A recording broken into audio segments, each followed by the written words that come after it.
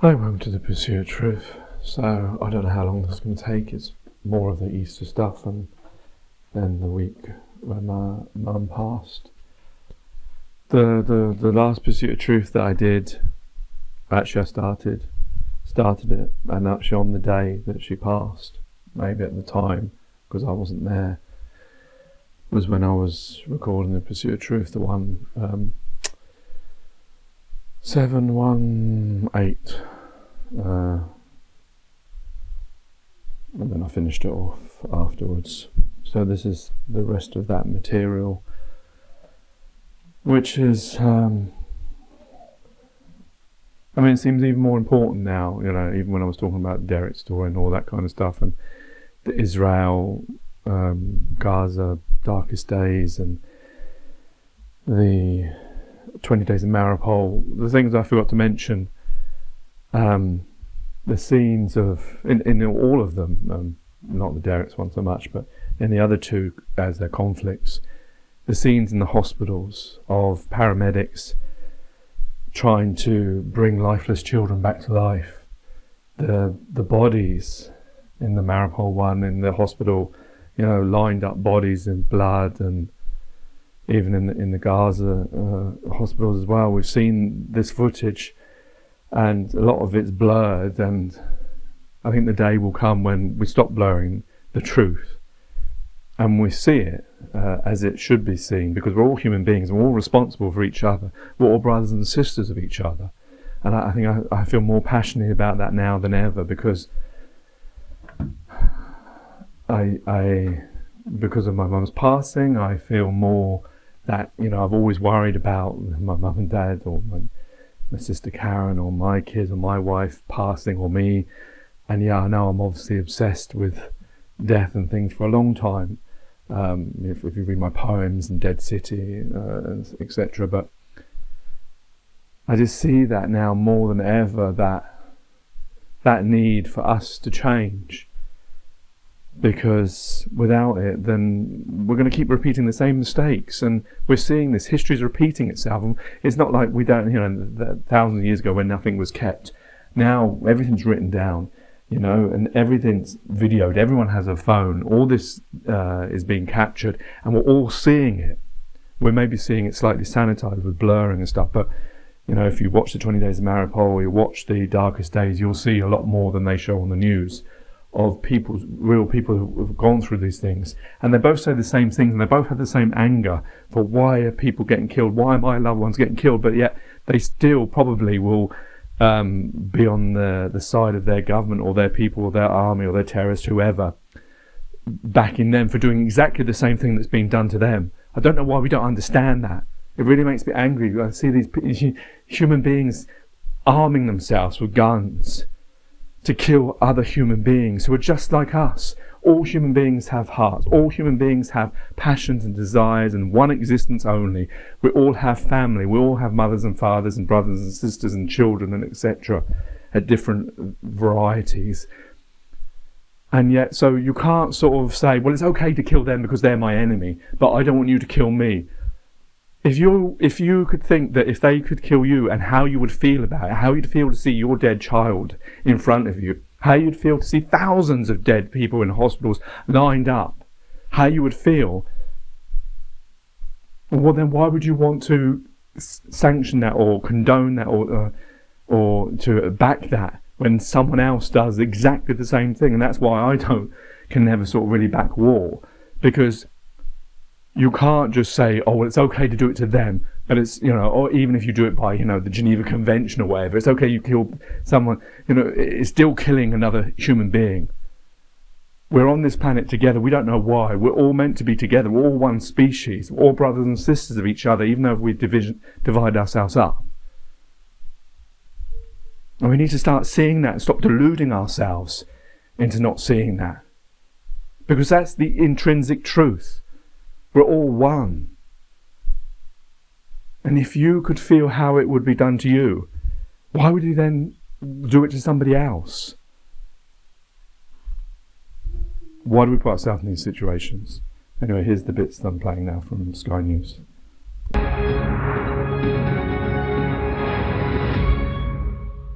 Good evening. The family of an Israeli man taken captive in the October the 7th attacks has accused the Prime Minister Benjamin Netanyahu of having blood on his hands after the country's military say they've recovered the body of the hostage. The Israel Defense Forces say they found Elad Katzir's body during an overnight raid on the city of Khan Yunis in the south of Gaza. In the last hour, the IDF has told Sky News that he was executed by Islamic Jihad. It's believed the 47-year-old farmer may have died as long ago as January. We expect to hear from hostage families in Tel Aviv in the next hour. Our Defence and Security Editor Deborah Haynes has tonight's first report. Kidnapped from Israel into Gaza, the body of Elad Katzir was finally retrieved by Israeli forces. The 47-year-old had apparently been killed by his captors in January. What we know is that he was executed, murdered by his captors. The circumstances beyond that I can't reveal at this stage, but that's the situation. I think the return of Elad Katzir's body, it's a representation of the promise kept to the people of Israel, that we will work to bring home the hostages, every last one of them. But his sister also blamed her own government for his fate. She said in a statement, Elad was kidnapped from his home in Nir Oz, alive and well, and filmed twice during captivity. He could have been saved if a deal would have happened on time. Our leadership is cowardly and devoid of political considerations, and therefore it didn't happen. I think there's a long The Prime Minister is under mounting pressure over the conduct of a war he launched against Hamas after the militant group's deadly attack on Israel 6 months ago. There's mounting anger internally among the families of dozens of hostages still held captive, while inside Gaza, the scale of Palestinian death and destruction under Israeli bombardment has caused global outrage. This includes criticism from Israel's closest allies, especially after the accidental killing of a group of foreign aid workers this week. More assistance dropped from the sky as the United Nations warns of imminent famine on the ground. It looks impressive, but this is a tiny fraction of what's needed as Israel continues to restrict the flow of food, medicine and other supplies. Those who don't die in the bombing, they die when they're going to get a package of flour or the aid. There's no life. Life has become impossible. Back in Israel, they also mourn. These were some of the victims of a rampage by Hamas militants through a music festival on the 7th of October. Friends come to remember. I don't think anything anymore. I don't know. She can't come back anymore. I can only accept what happened and then hope that the people who are still alive and are in captivity will return home. A simple hope, but as 6 months of war has shown, this conflict has no easy answers. Deborah Haynes, Sky News. Well, NBC correspondent Hala Gourani is in Tel Aviv tonight with more on the growing frustration and protests in Israel. Protests that were taking place last year in large numbers against Netanyahu's reform of the judiciary have picked up steam once again in very large numbers. The demands of the protesters are get the hostages out, get them out now, make a deal, and also we'd like immediate elections. Benjamin Netanyahu is an extremely unpopular figure here waging this war in Gaza. As you mentioned, we are almost 6 months in since October 7th. Well, we did receive the news of Elad Katzir, the 47-year-old hostage, who was featured in 2 separate videos that were released by his captors inside of Gaza alive. We understand he was found buried in the Khan Yunis area by IDF soldiers. They had some information as to his whereabouts. His body was retrieved from that burial site and taken back into Israeli territory. If I could tell you that his family is extremely frustrated, saddened, and devastated at the news. His sister said, "We will not remain in uncertainty. He could have been saved if a deal was reached in time. Our leadership," his sister says, "is cowardly and driven by political considerations, and that is why it did not happen." And that's a sentiment that we hear echoed again and again among these protesters. Now, organizers say that they expect 100,000 people. These are organizer estimates, of course, but when you look around, you can see that the crowd is getting denser and denser. People are wearing T-shirts demanding the release of hostages, waving flags, and really wanting something to be done in order for this, for their country, painful chapter to be closed. This, of course, against the backdrop, Saima, of increasing humanitarian devastation inside of the Gaza Strip, as the people there continue to reel from the deaths of the World Central Kitchen relief workers.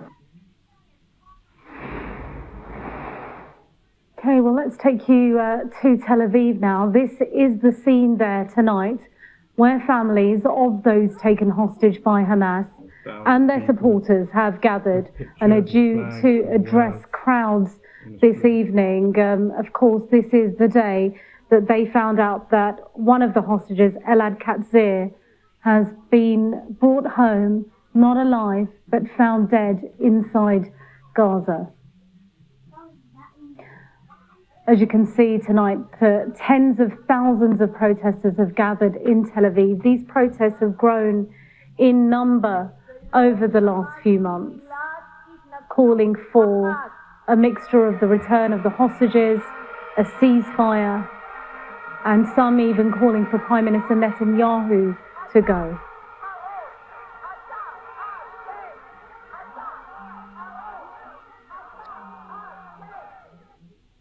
Meanwhile, here, Boris Johnson has get more now on our top story. 6 months since the October the 7th attacks on Israel, Benjamin Netanyahu insists his country is just a step away from victory. Well, Gideon Levy, a veteran Israeli journalist and author, joins me now. Good evening to you. Just a step away from victory. Does it feel like a victory as an Israeli citizen and journalist? Just a step away from hell. I mean, how disconnected can the Israeli propaganda be when you see on the ground that nothing was achieved in this war except of destruction and mass killings? Nothing. Hamas is alive and kicking, even though his military capability was obviously damaged, but everything can be repaired.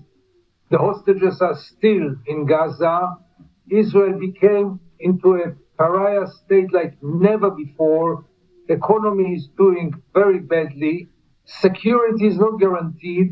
We might face a horrible regional war still with Hezbollah and, God forbid, also with Iran. So where is the victory except in the mind of all kind of propaganda spokespersons? You say that, but despite the pressure seemingly mounting on Prime Minister Netanyahu, despite the protests that we saw, tens of thousands of people in Tel Aviv alone last night, the protests tonight with the hostage families outside the Knesset, those kind of statements still come out from Prime Minister Netanyahu in the cabinet. Today he said the achievement of this war is great. So we're seeing pictures of people outside the Knesset right now. Yet nothing seems to be shifting the dial with the Israeli government. Yes, because that's the system in Israel. As long as the coalition is solid, and it is solid, as long as the polls are so bad for this coalition, the longer this coalition will stay, because they know that if they will give up now, that's the end of their political career. But I would like, Saina, to put your attention to the fact that all the protests in Israel is against Netanyahu, is in favor of bringing back the hostages, but it's not against the war. Israel still supports this terrible war. Yeah, exactly. That is exactly what I was about to ask you, because everyone I've spoken to, even hostage families, while they say this is awful for both sides, they do want the airstrikes in Gaza to continue, because what they see is that they want the end of Hamas. But as you've said, Hamas has not been killed off effectively, literally and metaphorically, by this war in Gaza. All that's happened is we've seen 33,000 civilians being killed. And here is another fatal damage of this war, fatal loss in this war, and this is changing the moral profile of Israel. And don't underestimate it for the long run. It's not only about turning into a pariah state, it's about us looking at the mirror. And look how Israel still supports this war with all the horrible casualties for civilians, with all the starvation, the epidemics, the people who lost everything, and still Israel wants war. Why is that, do you think, Gideon? Why do you think that whilst they stand up for the hostages and they stand up they support the IDF, they do not stand up for the Palestinian people? Is it because they're not seeing enough of it on their screens? Or is that simply the mindset at the moment of, I mean, we can't speak for every Israeli, but the majority of Israelis right now? So first of all, it was the 7th of October, which really changed dramatically the attitudes of most of Israelis. For them, this brutal attack was enough to say, we don't care about the Palestinians anymore, and we have the right to do whatever we want. And then there is also the unbelievable betrayal of Israeli media, a free media, which show Israel, Gaza, we saw nothing of Gaza, nothing. Not the dying children in the hospitals, not the starving children, nothing of this was shown in Israel. Only our offer and our sacrifice and our supper and the hostages and the brave soldiers. Nothing from the other side. So the outcome was that, they deserve it and we have the right to do it, and let's go on.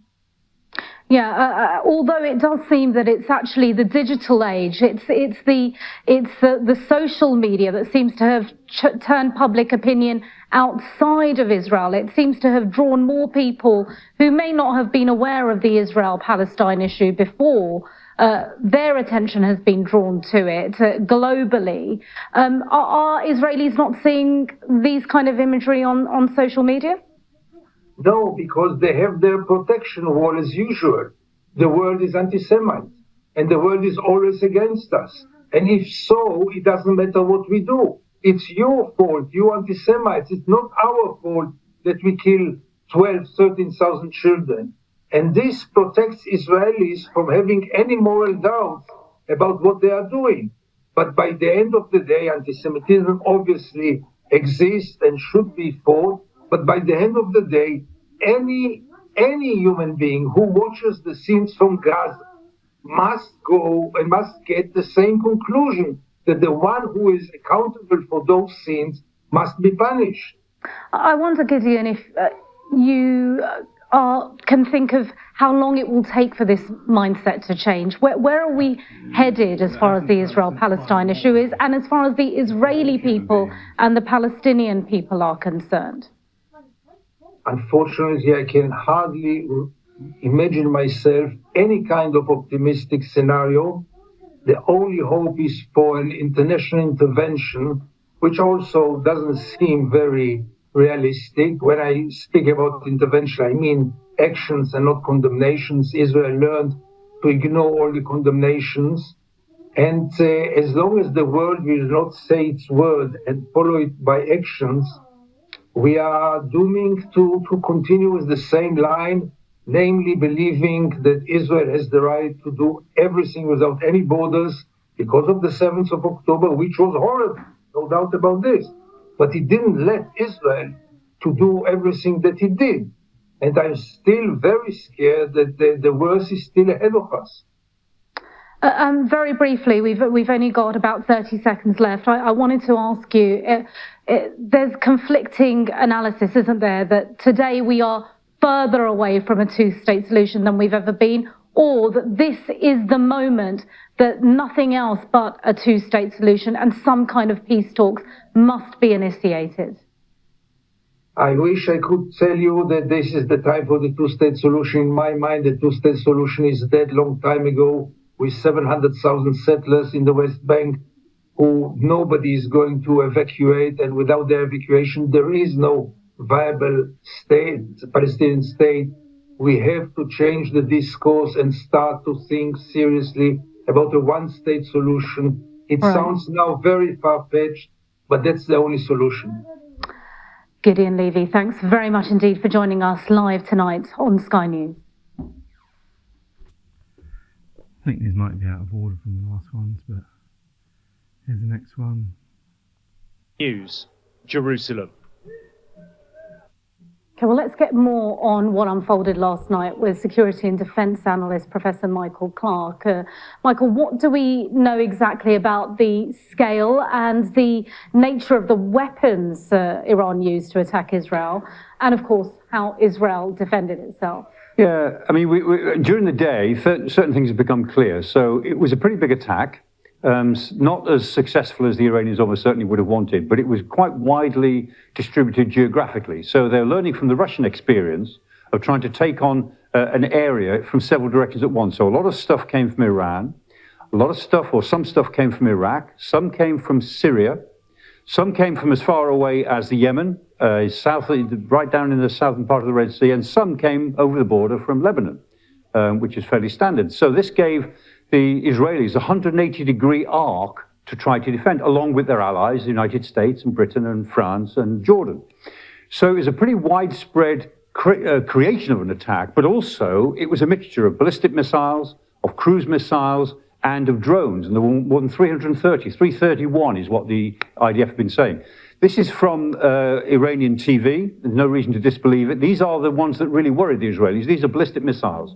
We can't really tell what they are from this, but they're probably Khorram Shah or maybe Shahab 3 missiles. Those are the medium to longer range ones that they've got. And these are hard to defend against. And these are the ones that the Iranians would have expected to get through. Pretty bad stuff from a defender's point of view, but only 7 of them got through. 110 ballistic missiles the IDF said were launched, 103 were intercepted, most of them outside Israel, and only 7 of them got through. However, it is clear from other footage that quite a lot of battles went on right above Temple Mount. That's Temple Mount in Jerusalem. That's the most sacred place for 3 great religions, pretty well, and yet not very far above it, quite low altitudes. The Iron Dome system was intercepting probably drones, but certainly there was something up there trying to target the center of Jerusalem. So although the Israelis did really well statistically, I think there were some close calls. And as we get to know more about this attack, I think that we'll see quite a few close calls, including how many of these things did the Americans bring down. We're getting more information on that American ships in the Mediterranean brought down quite a lot of drones and ballistic missiles. So it wasn't all the Israelis. Right, rather than the Iron Dome. So what do we know about the ones that might have got through? Yeah, those that got through, very interesting. 7 of them got through, and we think they all got through to the Nevatim air base. And the Nevatim air base is there in the Negev desert, southern Israel.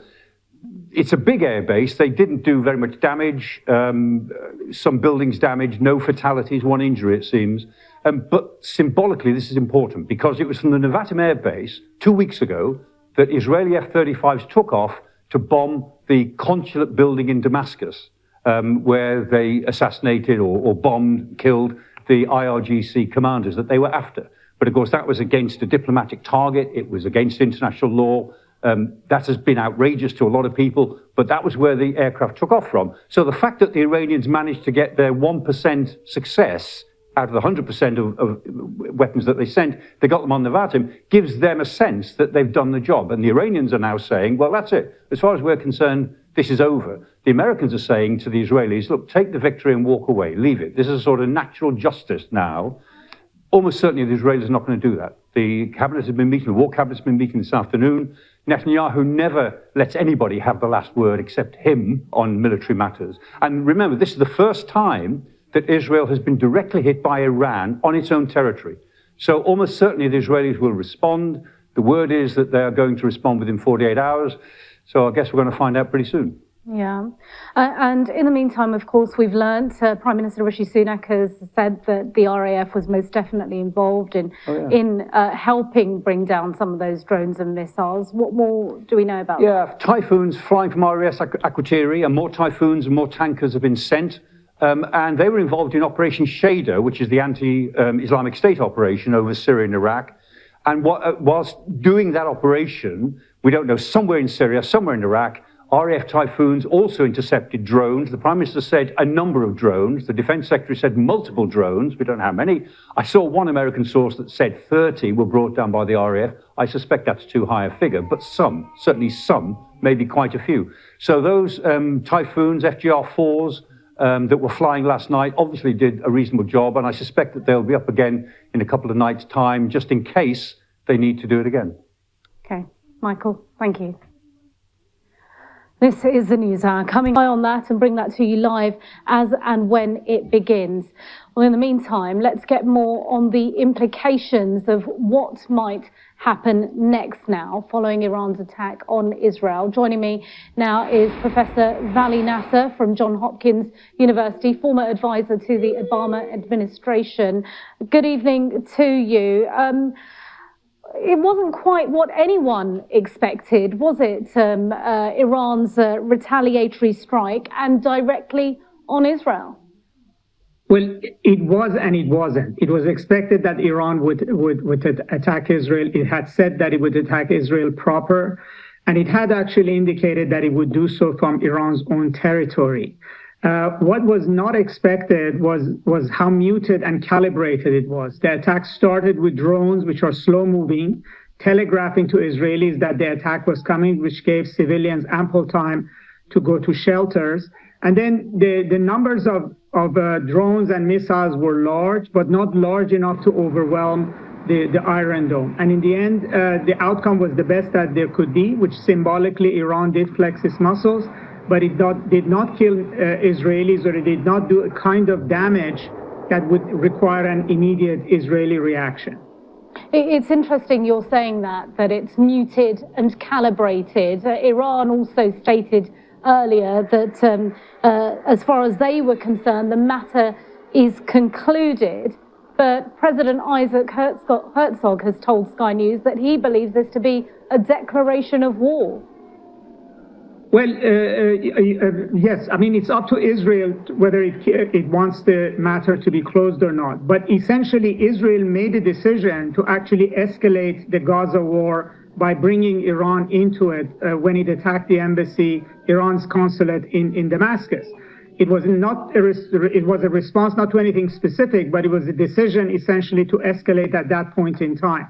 So the motivations that Israel had for initially directly targeting Iran is perhaps there, as well as the fact that Israel cannot openly say that it is satisfied and it's going to back away.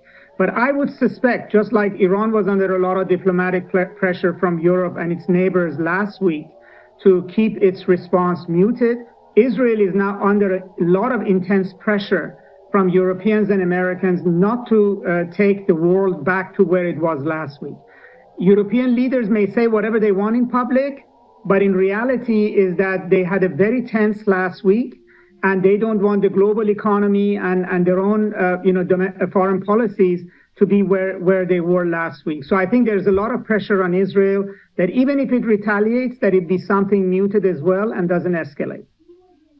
And picking up from what you're saying in terms of the fact that Israel also carried out a provocation with their bombing of that building next to the Iranian consulate in Syria. It's interesting to see the G7 leaders' statement today after that emergency meeting where they say that Iran has further stepped toward the destabilization of the region and risks provoking an uncontrollable regional escalation, and they stand by Israel. What do you make of the language used by G7 leaders and almost the sides they're taking? But publicly, the G7 leaders always support Israel. There's nothing surprising there. But the facts are the facts, that Israel decided to escalate. It could have hit Iran any other month, 6 months ago, a year from now. The timing and the target were key. So the first step in this escalation happened there.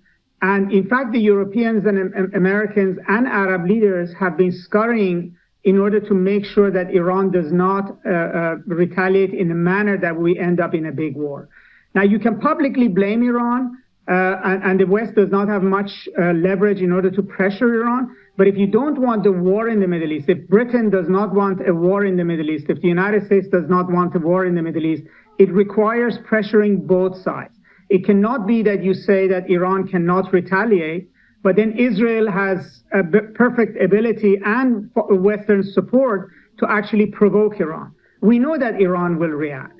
So and everything, if you believe everything you say about Iran, is that you expect it to react and react badly.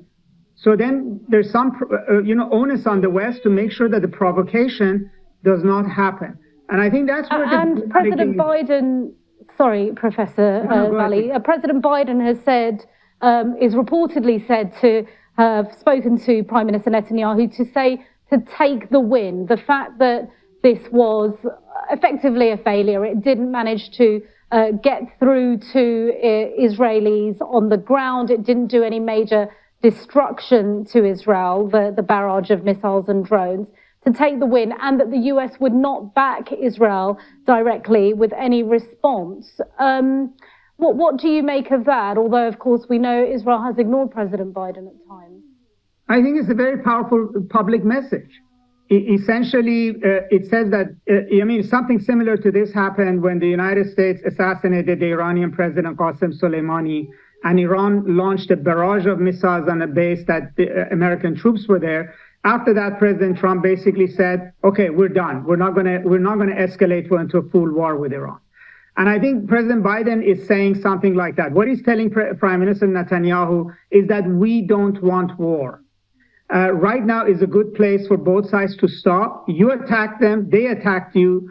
You have enough political cover here to basically say, we're not going to pursue this right now.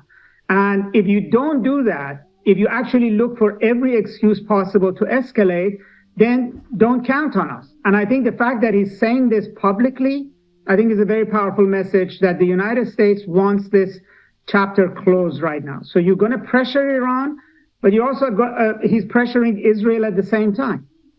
And you've, of course, worked behind the scenes in administrations advising. What do you make of US-Israel relations as they stand? Because there was reports that things were going seemingly downhill over the last few weeks in particular, questions over whether the US would be pressured to add conditions to arms to Israel, but now the United States saying that it does stand by Israel. Well, it stands by Israel if Israel is under attack, and it will do so continuously. But if Israel insistent on creating a larger war and dragging the United States into it, President Biden, in effect, is saying, we were not supportive of that, right? There's a difference between Israel defending itself, and President Biden says, okay, you did it really well, and we supported you, we helped you. But if Israel wants to sort of carry on a situation where it's going to offensively push the region into a broader war, President Biden has said that we don't want to go there. And the G7 leaders' statement also ended the last paragraph relating to cooperation to end the crisis in Gaza and an immediate ceasefire. Of course, Israel brings what's happened with Iran into that too, with Hamas being a proxy, Hezbollah being a proxy in the north as well. Where do you see that all heading? Well, I think even with Hezbollah, the West has been very engaged in managing that conflict from October 7th onwards, when it looked like there was going to be a war on the Lebanon wall. Britain, France, Germany, even the United States have been engaged very aggressively with both Israel and Hezbollah in order to tamp that down. This is also what's happening on the Iran-Israel front. Behind the scenes, all of these calls by West European foreign ministers to Tehran, Arab foreign ministers, all of this messaging back and forth with Iran is the diplomatic initiative to avoid the worst kind of reactive impulses there. And all of these calls with Israel is also the same. So public statements are, of course, very supportive of Israel, but the West is also very aggressively trying to influence Israel's decision-making and make sure that the Gaza war does not become a Middle East war, which would be far larger, more costly, and more damaging to the West. So can you see a ceasefire sooner rather than later? I think we're getting close to that, largely because Israel is also at an impasse in Gaza. It believes that it needs to go into Rafah. The international community is dead set against that. If it goes into Rafah, it's going to be a much more costly war on all fronts. And I think there is now increasing pressure for all sides to basically back away. And the crisis with Iran is also indicative to everybody how dangerous the continuation of the war in Gaza could be. So, we may have averted a bullet last night, but we are still in a danger zone. And the best way of at least creating some degree of stability in the region is for the fighting in Gaza to stop and for aid to the civilian population to flow in and avert a humanitarian crisis. Vali Nasser, Professor of International Affairs and Middle East Studies at the Johns Hopkins University. Thanks very much indeed. Thank you. I don't know. Well, boys and their toys. This is what I mean. Until we show people at a young level what war's really about, actual real footage. I know we do Second World War history and probably show pictures there, but these days with people with their cameras and the stuff I saw in 20 Days of Mariupol and the darkest days in the Nova concert and the Gaza stuff. I mean, even I expect the Vietnam War, even the Second World War, Cambodian War, etc. There's probably lots of the Rwandan massacre. There's lots of South Africa. There's lots of footage. And I think if that was shown to young minds, then they wouldn't grow up wanting to hate fellow human beings, and they wouldn't want to grow up in thinking about war, because, well, I suppose the problem is we compartmentalise, isn't it? That's the problem, what I say, with division of humanity. We don't see it until it happens to us. Then we see it. When we're in the middle of a war and we see all the atrocities that happen to us, then we see, oh, this is so bad. Please let it stop. Wait a minute, but you don't mind the others, your side, doing it to someone else, or someone else doing it to someone else, like all these proxy wars that America and the West are involved in, like playing a game of chess. America and Russia, or America and Iran are playing with the civilians, the other human beings. But what these bits that I played, they just show that the people just take sides, because that's the way we're bred. We're bred with patriotism. We're bred, that this is your box, and you have to be loyal to this box, and you do it unthinkingly. You don't think of yourself as human beings anymore, because no one does. When you say, oh, I'm a human being, it sounds really weird to do that, but that's exactly what you are. But we don't. We say, well, I'm British, I'm American, I'm Chinese, I'm Russian, I'm Iranian, I'm Muslim, I'm Christian, I'm Jewish. We put ourselves in all these boxes that divide us from each other, and then allow us to be able to sanction or turn an eye away or go to sleep at night having these atrocities done to each other, our fellow human beings, our brothers and sisters. Here's the next one. To 24 period of intercepting and thwarting the Iranian action. Let's take you live to Tel Aviv, and Daniel Hagari, the IDF spokesperson, is speaking. Let's listen in. We've decided to maintain the Homefront Command's directives.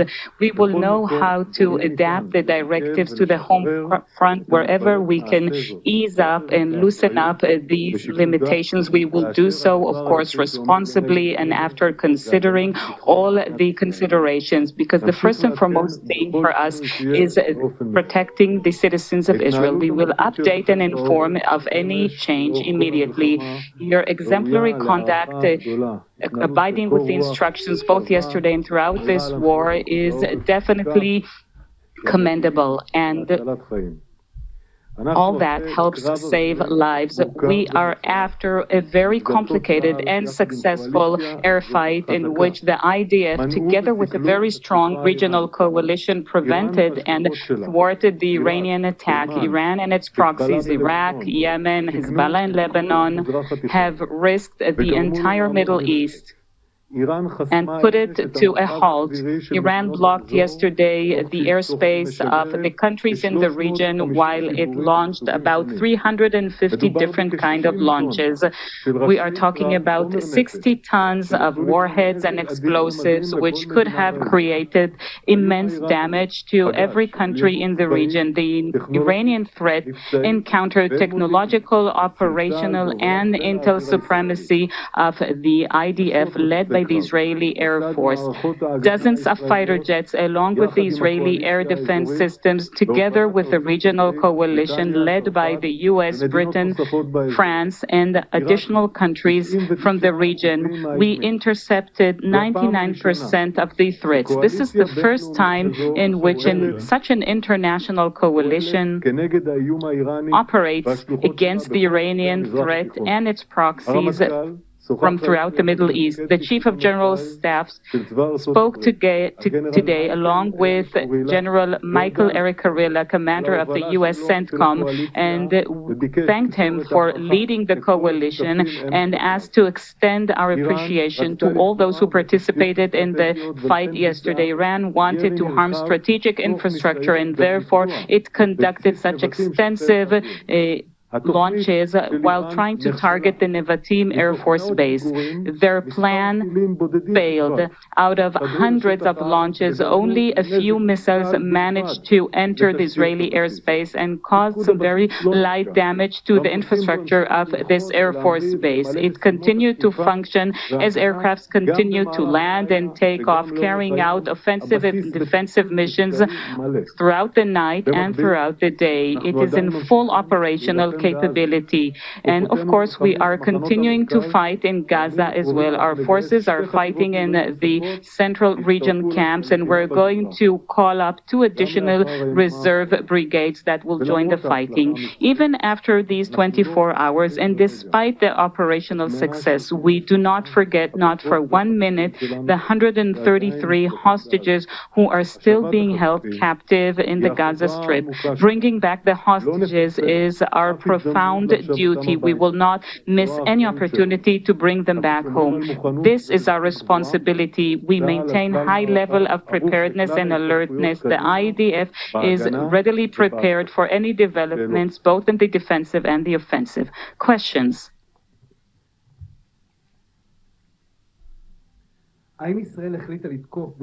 Has Israel decided to attack in retaliation on Iranian land? And if so, should we prepare for many days of restrictions? We are at high level of preparedness in all sectors, and we're prepared for all kind of developments. We have plans both for the offensive and the defensive. We are on the alert, but I'm not going to add anything beyond that at this point. We have one job and one job only: to defend the safety of Israeli citizens. And now I would like to switch to English. Last night, a defensive coalition of Israel and its international partners successfully thwarted a large-scale attack from Iran. Iran and its proxies launched approximately 350 suicide drones, cruise missiles, and ballistic missiles and rockets from Iran, Iraq, Yemen, and Hezbollah in Lebanon towards Israel, with approximately 60 tons of warheads and explosive materials. But the threat from Iran was met with the aerial operational technological and intelligence superiority of a united defensive coalition of international allies, led by the United States, together with Great Britain, France, and other partners. Together, we intercepted 99% of the threats towards Israel. Together, we thwarted Iran's attack. Iran's unprecedented attack was met with an unprecedented defense. This was the first time that such a coalition worked together against the threat of Iran and its proxies in the Middle East. Even while under attack from Iran, we have not lost sight, not for one moment, of our critical mission in Gaza, to rescue our hostages from the hands of Iran's proxies, Hamas, of our moral duty to do everything in our power to bring 133 hostages back home. Hamas recently rejected the hostage release proposal offered to them by the mediators. Hamas and Iran want to ignite the Middle East and to escalate the region. We are still on high alert and assessing the situation. Over the last few hours, we approved operational plans for both offensive and defensive action. We will continue to protect the state of Israel, and together with our partners, we will continue to build a more secure and stable future for the entire Middle East. Questions, please. Question from NBC. What do you think Iran's intentions were for this attack, and how will it impact Israel's approach to Gaza, particularly its plan for Rafah? Last night was approved that Iran seeks escalation.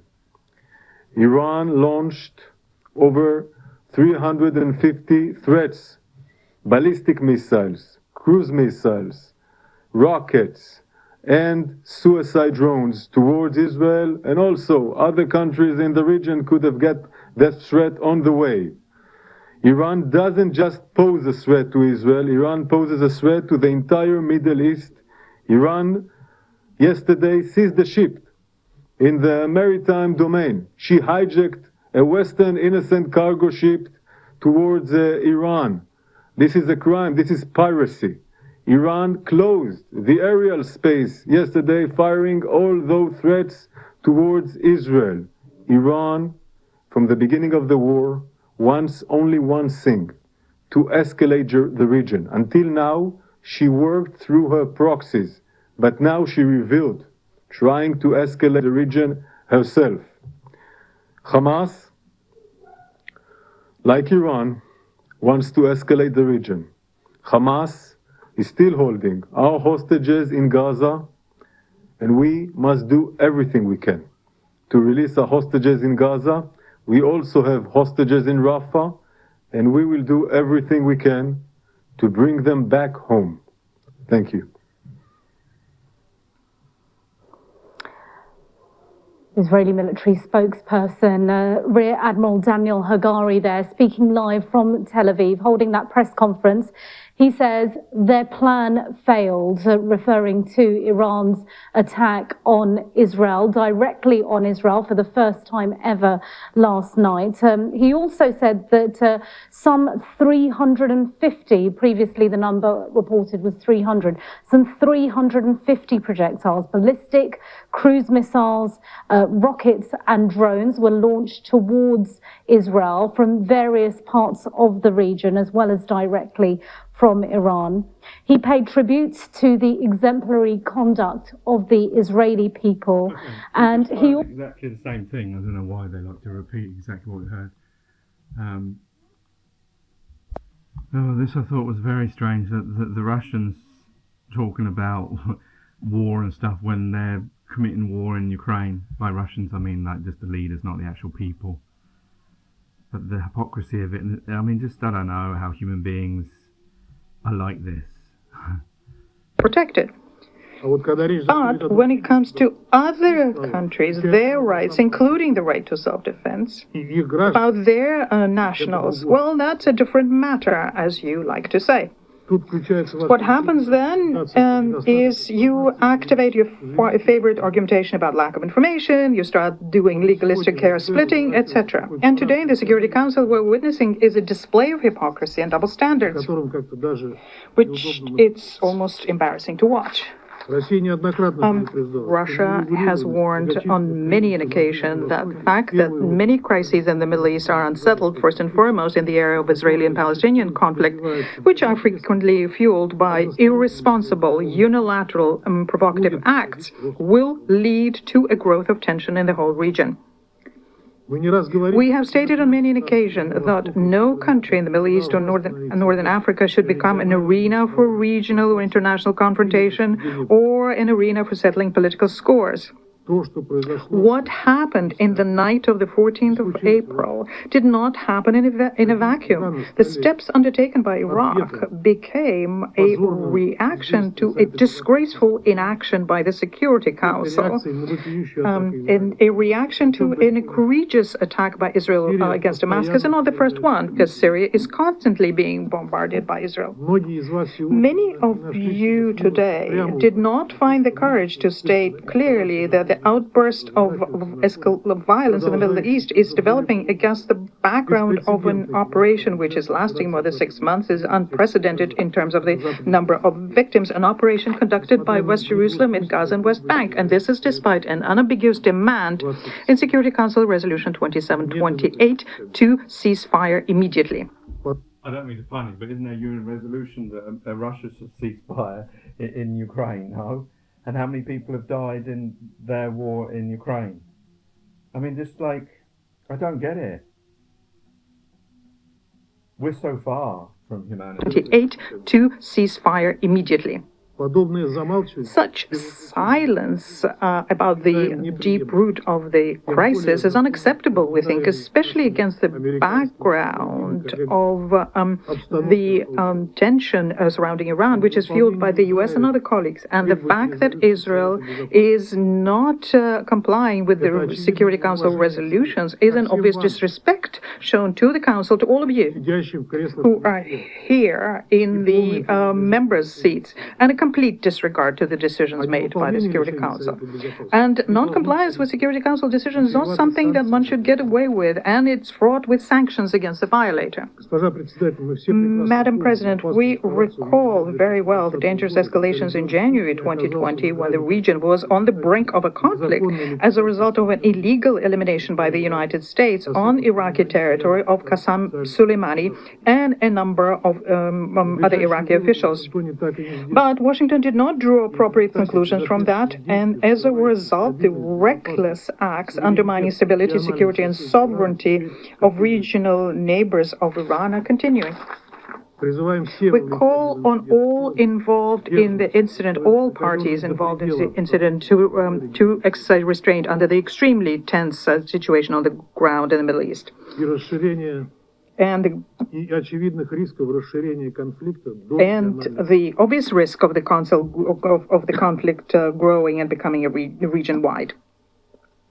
We expect that the regional states will resolve all of the issues they have using political and diplomatic means only. We also think it's important to make sure that the constructive international players assisted in this matter. The spiral of a confrontation and bloodshed must be stopped. We think it's urgent for the entire international community to undertake all efforts necessary to de-escalate the situation.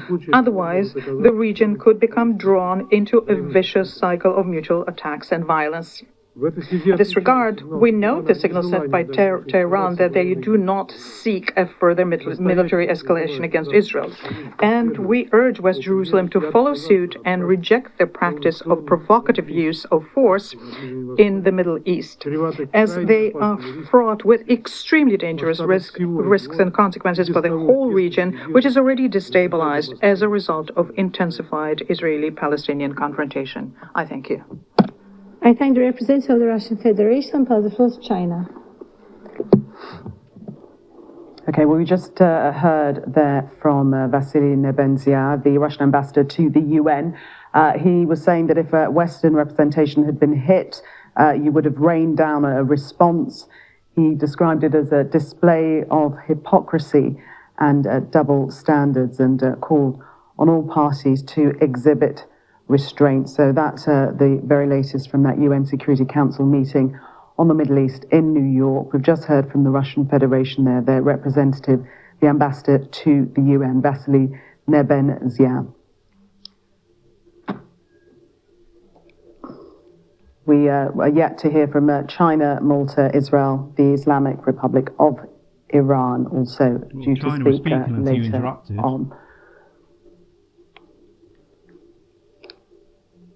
This is Sky News coming up. Sky by a coalition of not just the usual allies like the US, the UK and France helping Israel's military, but also Arab nations as well in this coalition that Israel will be wanting to keep together as it tackles the increasing threat from Iran. It's been a war that's been taking place in the shadows for so many years, with Iran's proxies, with deniable attacks, Israel as well launching deniable attacks on Iran. But those red lines have really been crossed in the last week, with Iran choosing to directly attack Israel openly, overtly, admitting that that's what it's done. And now Israel doing the same back, though, like you're saying, clearly the focus is on containment, on trying to take the heat out of this, and the hope that the scale, the limited scale as it seems, and we still are waiting for full details of exactly what has taken place in the last few hours. But if it is as limited as it seems, then the hope will be that Iran won't feel the need, as it said through that Reuters report, to retaliate. It said retaliate immediately, but maybe even it could be something that could be slowed down completely. But in this region, as you well know, nothing can be taken for granted, and it's still a very high-stakes situation.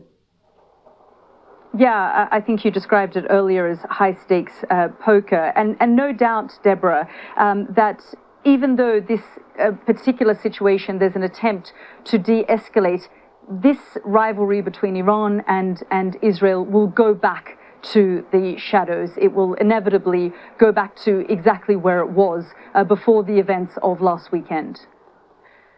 Absolutely, that's correct. But I do think as well that now you've had this new precedent that's been set.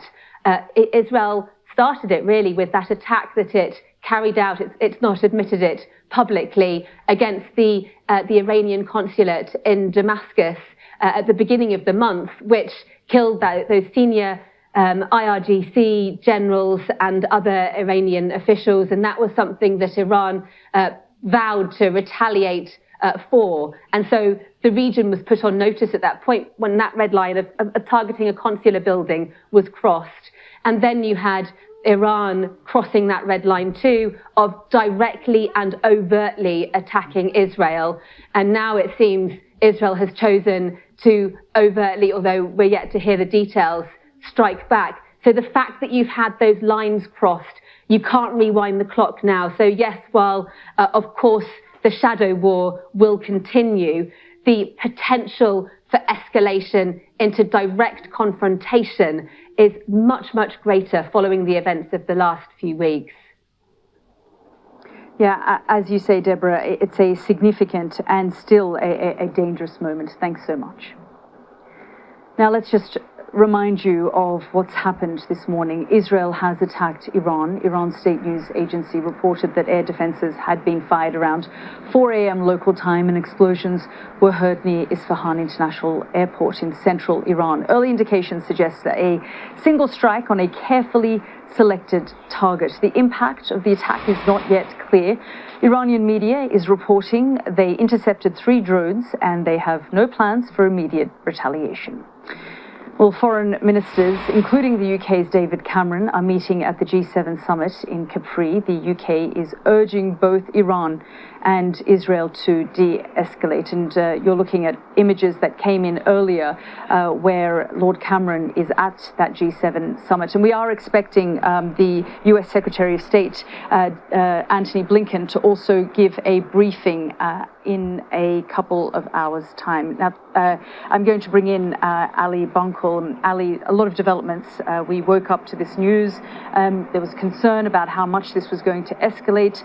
Iranian state media started to play it down. Iranian officials have said they're not going to do anything about it. We haven't yet heard from the Israeli side. Unlikely that we will.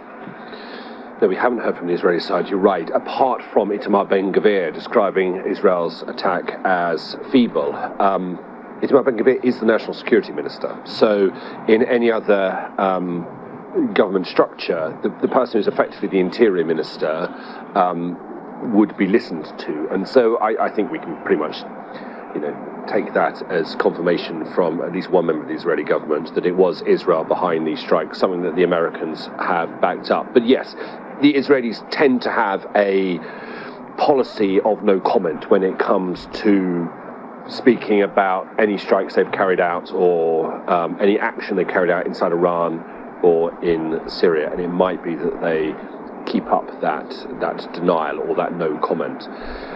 The messaging coming out from Iran at the moment, and what we were moving towards mid-morning, the messaging coming out so far is to be rather dismissive of this attack, to suggest that it did no real damage, that it posed no real threat to Iran.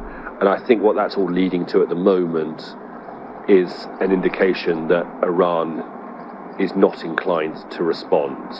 You have to remember that most of the media inside Iran is state-controlled, and so these messages don't get sort of delivered willy-nilly. They do tend to conform to a line, and whilst we haven't heard from Ibrahim Raisi, for example, the Iranian president, we haven't heard from the supreme leader yet, or even the Iranian foreign minister, who I think is probably still in New York. Let's see what they say, if they say anything at all. But as I say, the language so far has led us to sort of think that this is probably not going to escalate. And that is a message that I guess Israel, through this strike, wanted to make. We can do it if we want.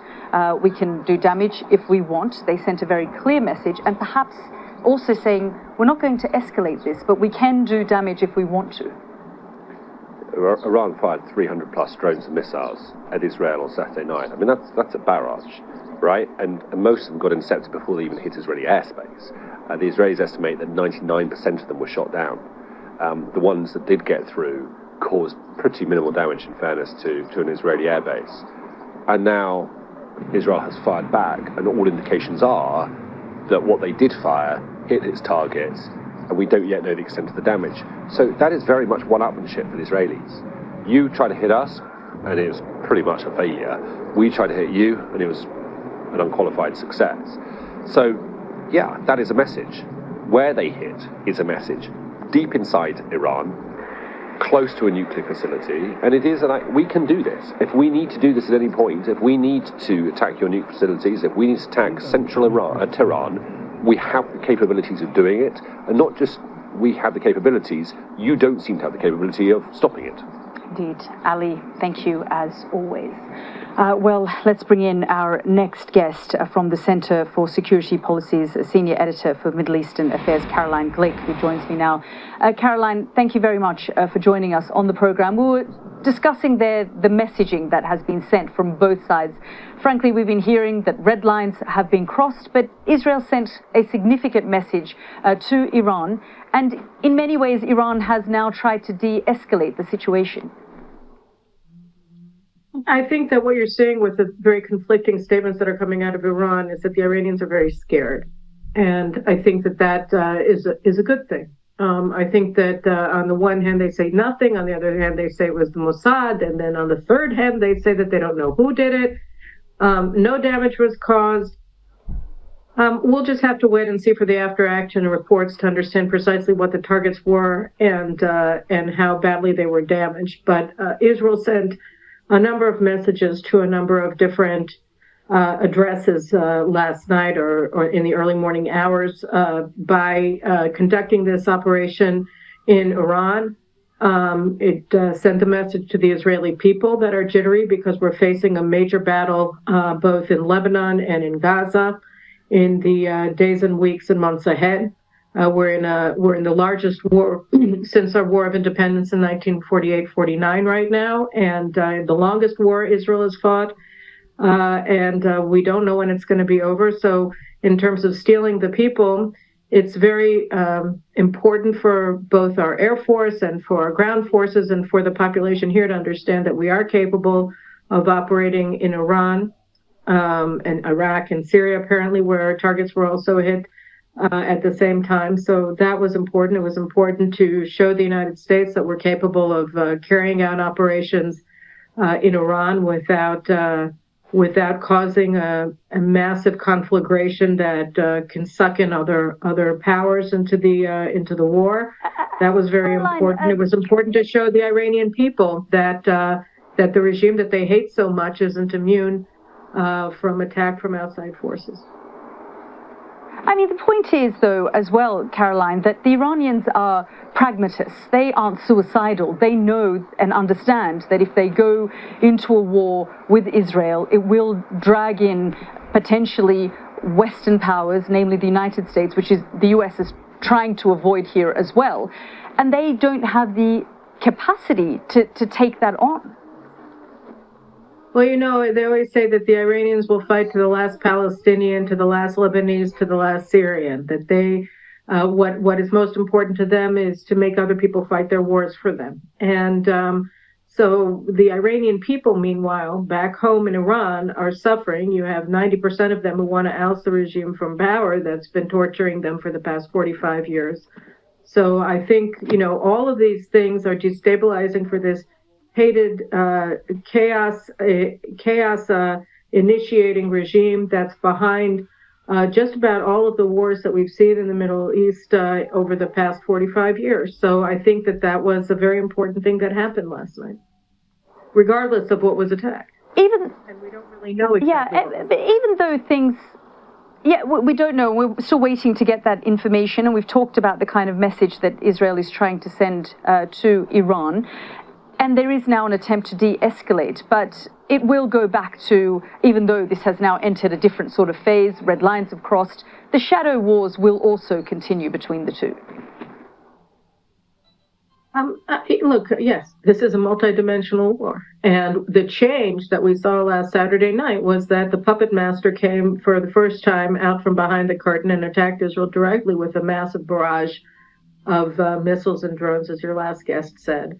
That was unsuccessful. But on the other hand, it was carried out, and that's a very new thing. And Iran is now operating openly with Hamas, with Hezbollah, with the Houthis in this war that it initiated against Israel on October 7th. And Caroline, the Iranians are indicating that this is in response to what happened on April the 1st, where they say a diplomatic compound was hit and that one of their senior military commanders was killed as a result, and therefore we saw that reaction at the weekend.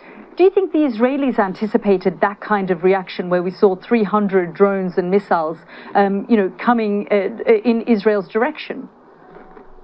I think the scale of the Iranian response indicates that it wasn't a reaction to anything, that this was something that was long planned, because it wasn't a tit for tat.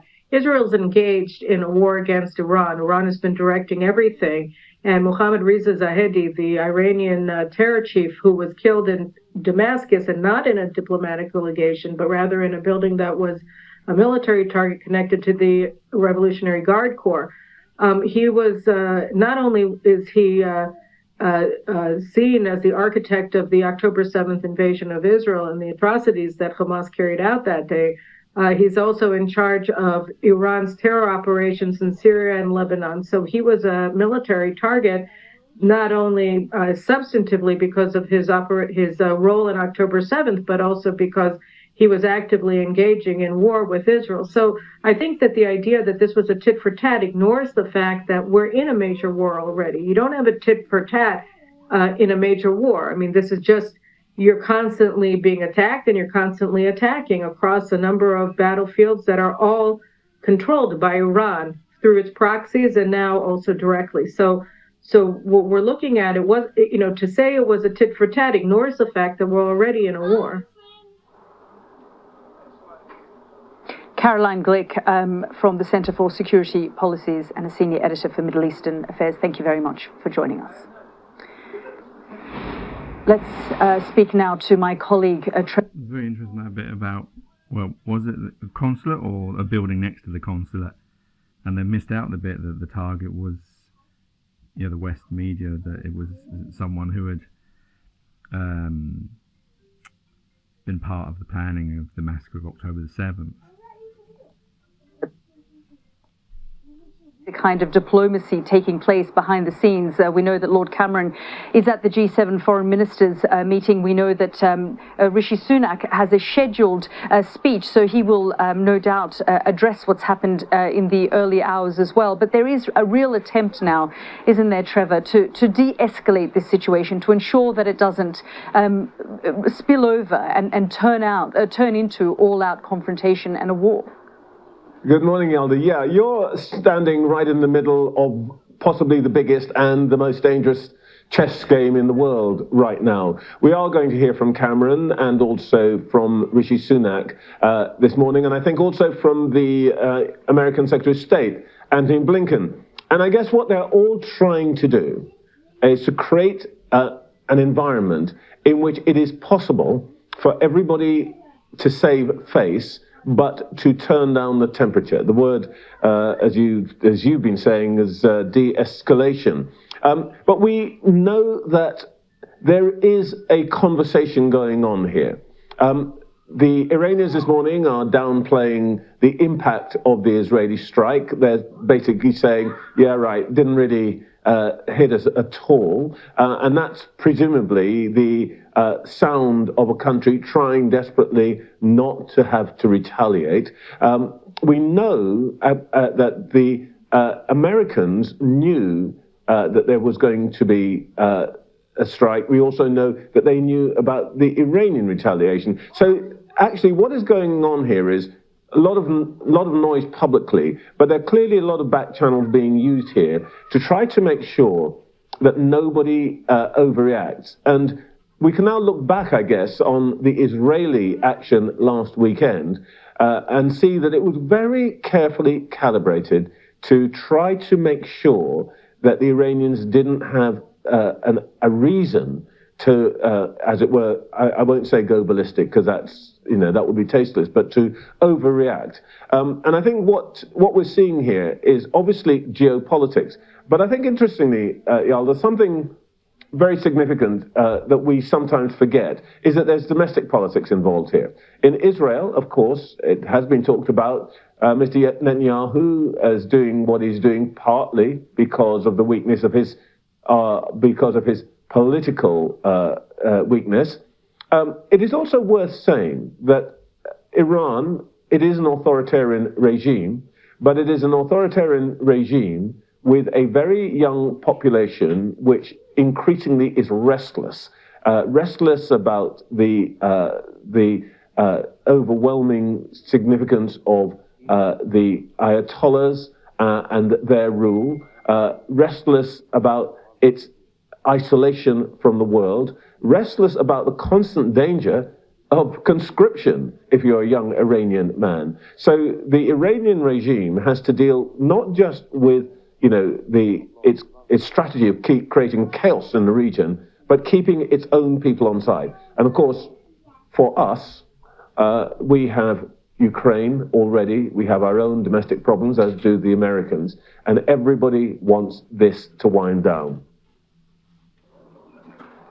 Indeed, Trevor, the Israeli hard-right Minister Ben-Gvir said in a tweet this morning that what we're seeing in the last few hours was feeble. So it just gives you a sense of how split and divided Israel is on the reaction and what to do. But in the last few minutes, in fact, we've heard from the President of the European Commission, Ursula von der Leyen, who's very much reiterating what we've heard from global leaders. She says it's an absolute necessity that the region stays stable and all sides refrain from further action. So there is so much diplomacy, as you say, behind the scenes, trying to bring down the tempo, trying to de-escalate this situation. We're also expecting to hear from the US Secretary of State, who's at that G7 Foreign Ministers Summit in Italy, where we are expecting a briefing. And as you say, Lord Cameron, Rishi Sunak, we'll probably hear from them as well.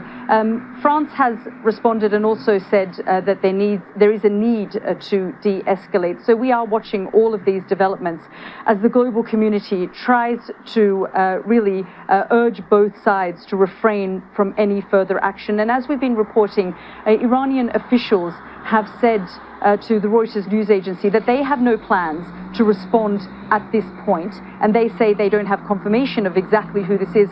The Israelis, up until now, have not commented and are probably unlikely to comment. But they did say throughout the week, their war cabinet, that we will respond in some way. We have no choice but to respond. And they have done that at about 4 a.m. Iran time. Let's bring in our business presenter, Ian King, who can give us a sense of how the markets are reacting to what's happened this morning. Ian. Good morning, Aldi. Yes, most of the action, as you would expect to see, has been in Brent crude. Now, bear in mind, Brent crude has been drifting lower for most of this week because we got some blowout US retail sales figures earlier in the week, and that... So they're all worried about money. Right, here's next one, which starts with Anthony Blinken, US, was he Foreign Secretary? And also about a strike on Iraq, probably from that previous day. And condemned the unprecedented Iranian attack on Israel. Unprecedented in scope and scale. Scope because it was a direct attack on Israel from Iran. Scale because it involved more than 300 munitions, including ballistic missiles. We're committed to Israel's security. We're also committed to de-escalating, to trying to bring the tension to a close. What we are seeing appears to be de-escalation of a sort, but there are still significant tensions. Last night, explosions were seen at this military base used by Iranian-linked forces in Iraq. The US says reports that they carried out the airstrike are not true, and it's not yet clear who was responsible. And Alex joins us now live from Tel Aviv. So, Alex, how much more do we know about this incident in Iraq and whether or not it's linked at all to the Israel-Iran tensions?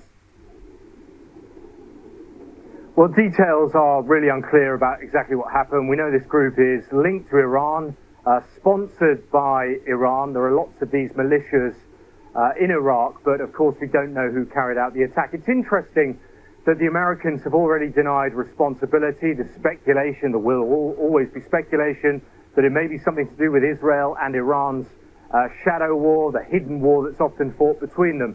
But I think what it really speaks to is the fact that although the direct confrontation that we've seen in this phase between Iran and Israel may be over, there are still significant tensions in the region. In terms of that direct confrontation, I think the indications we're getting from both sides is that they don't want to see this escalate anymore, and that's reflected in the language that they are using. Both sides can take, of course, what they like from it. The Iranians launched that unprecedented attack last Saturday, but they are downplaying what happened to them in central Iran, the strike that's attributed to the Israelis. From the Israeli point of view, they can say, well, we penetrated Iranian airspace, we struck at our time, our choosing, we chose a site that was very close to the nuclear facilities in Iran, but it does appear to be dampening down for the moment. That said, there are still significant flashpoints in the region, the northern border here in Israel, the daily exchanges between Hezbollah and Israel, they continue. And of course, the war that's going on in Gaza is unfinished, and there's no sign of that ending at all. Again, a significant flashpoint which can create great danger going forward. Okay, Alex, thanks very much indeed. Thank you. Well, here, the Home Secretary, James Cleverly, has written to the Metropolitan Police and the Mayor of London after an anti-Semitism campaigner was threatened with arrest at a pro-Palestinian rally. You are quite openly Jewish. This is a pro-Palestinian march. I'm not accusing you of anything, but I'm worried about the reaction to your presence. Gideon Falter from the group Campaign Against Anti-Semitism was told that he was quite openly Jewish and causing a breach of peace. The Met said the incident was hugely regrettable and apologised for its response. So let's get more on this with Milena, who's here. And Milena, how much do we know about this incident? So Gideon Porter says that he was returning from a synagogue in central London and that the police prevented him from crossing the road in Aldridge because the pro-Palestinian protest, the march, was filing past. And you can hear in the clip there the officer saying that it is because he is, in the officer's words, quite openly Jewish, that he is wearing a kippah there, and then he's worried what kind of a reaction that might provoke within the protesters. Now, in the clip, also another officer tells Mr. Falter that he needs to move on, but if he doesn't, he's going to be accused of the breach of the peace and that he could be arrested for that. Now, once that clip was posted online, it caused a considerable amount of backlash, but just by simply being Jewish, you could be considered a provocation. So the Met issued an apology. They apologized for the way that the officer described Mr. Falter, but they doubled down on his actions, saying that those who oppose these marches should know that their presence could be considered a provocation, and if they're lining the course of the march, they're increasing the likelihood of an altercation. Now, by the end of the day yesterday, that statement had been deleted from all the Met social media accounts, and they issued yet another apology. I'm going to read you what they said. They write, "The use of the term openly Jewish by one of our officers is hugely regrettable. We know it will have caused offense to many. We reiterate our apology." Goes on to say, "In an effort to make a point about the policing of protest, we caused further offense. This was never our intention. We have removed that statement and we apologize." And this event has also provoked a reaction from the government as well. They've got a statement too that I'm going to read to you. They say, "These reports are concerning and unacceptable. British Jews should be free to walk about their lives freely without intimidation or restriction, and the police have a vital role in making sure that is a reality. As we have shown with the largest ever funding package for security, we won't hesitate to take action to support and protect our Jewish communities." And Mr. Falter is a campaigner. He's previously spoken about how he and many in the Jewish community feel like Central London is a no-go zone for them during the weekend. So some say that by filming this, he was trying to make a point, but what's really important to say is that he says he wasn't there to be a counter-protester, and that just by being Jewish in Central London, he should be allowed to walk wherever he pleases. Okay, Milena, thanks very much indeed. Thank you. Now, Israel and Iran seem to be drawing back from direct confrontation, but Israel is continuing to target Iranian-backed forces in the region. Skirmishes with Hezbollah along Israel's border with Lebanon have increased in recent days, and tens of thousands of people have been displaced from their homes. So let's get the latest. Sky's Alex Crawford is in southern Lebanon for us now. So Alex, get us up to date with what the latest is there from then. Well, this is the area where all of the cross-firing and all of the skirmishes are taking place. We're right on the blue line. We're on the Lebanese side. We're with a United Nations patrol. You can see heavily armed behind us. They're also accompanied by the Lebanese army forces, a joint patrol. They do several joint patrols every day, and they come under, not just them, but this area comes under attack multiple times a day. We've been through a number of villages and towns. There's about 80 on just this side of the border which have been evacuated. Lots of damage, lots of destruction, and this is the area, the blue line, which is meant to be the demarcation and Lebanon, that being Israel. Oh, I remember this, it didn't get the rest of it, it got cut out here, hasn't it? Okay, so just to show you that war is still going on. How silly these wars are. So the interesting thing with the Jewish campaigner, when I first saw that, I was thinking, yeah, that's so wrong. You know, he should be able to just walk across the street. Of course, I didn't realise at the time that he was a campaigner himself. And I don't know that Ben Jamal, he talked about watching. I haven't found it yet. I'll try and find the whole footage to see what he's trying to insinuate by watching the whole footage, which he seems to suggest maybe he was filming himself and he was doing this for a point. But either way, it should be safe for anyone to walk across the road, no matter of what faith, no matter of anything. And if these protesters believe in peace, which is, I assume, what they're protesting for, you know, they're protesting for peace to come to Palestine, then it shouldn't matter that, you know, whoever's walking by, because they want peace. They don't want war. They want war to cease. That's what I don't get. You know, it should be okay for him to just walk, and even if he does say, you know, some things, just let him say it. walk across. But the problem is we know, and that's why the police have to, I guess, have to stop people, is because they know, unfortunately, that human beings aren't like that. There are stupid human beings, and of course with these protests there's lots of people that infiltrate these protests just to fight.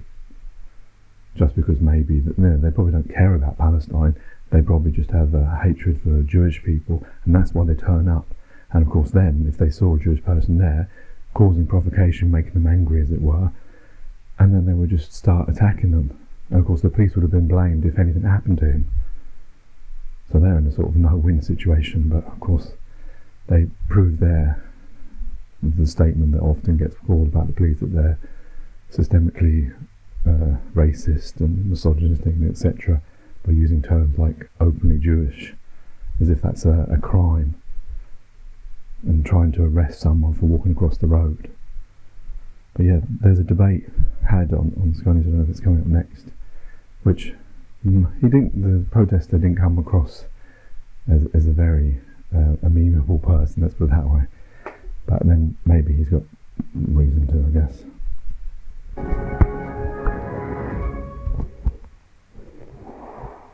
Hello, very good morning. Thanks for joining us here on The Breakfast Show. Our top story here today, the head of the Metropolitan Police is under growing pressure in a row over the policing of pro-Palestinian protests and the force's treatment of Jewish people. So Mark Rowley is facing calls to quit from senior politicians and has been summoned to a meeting by the policing minister, Chris Philp.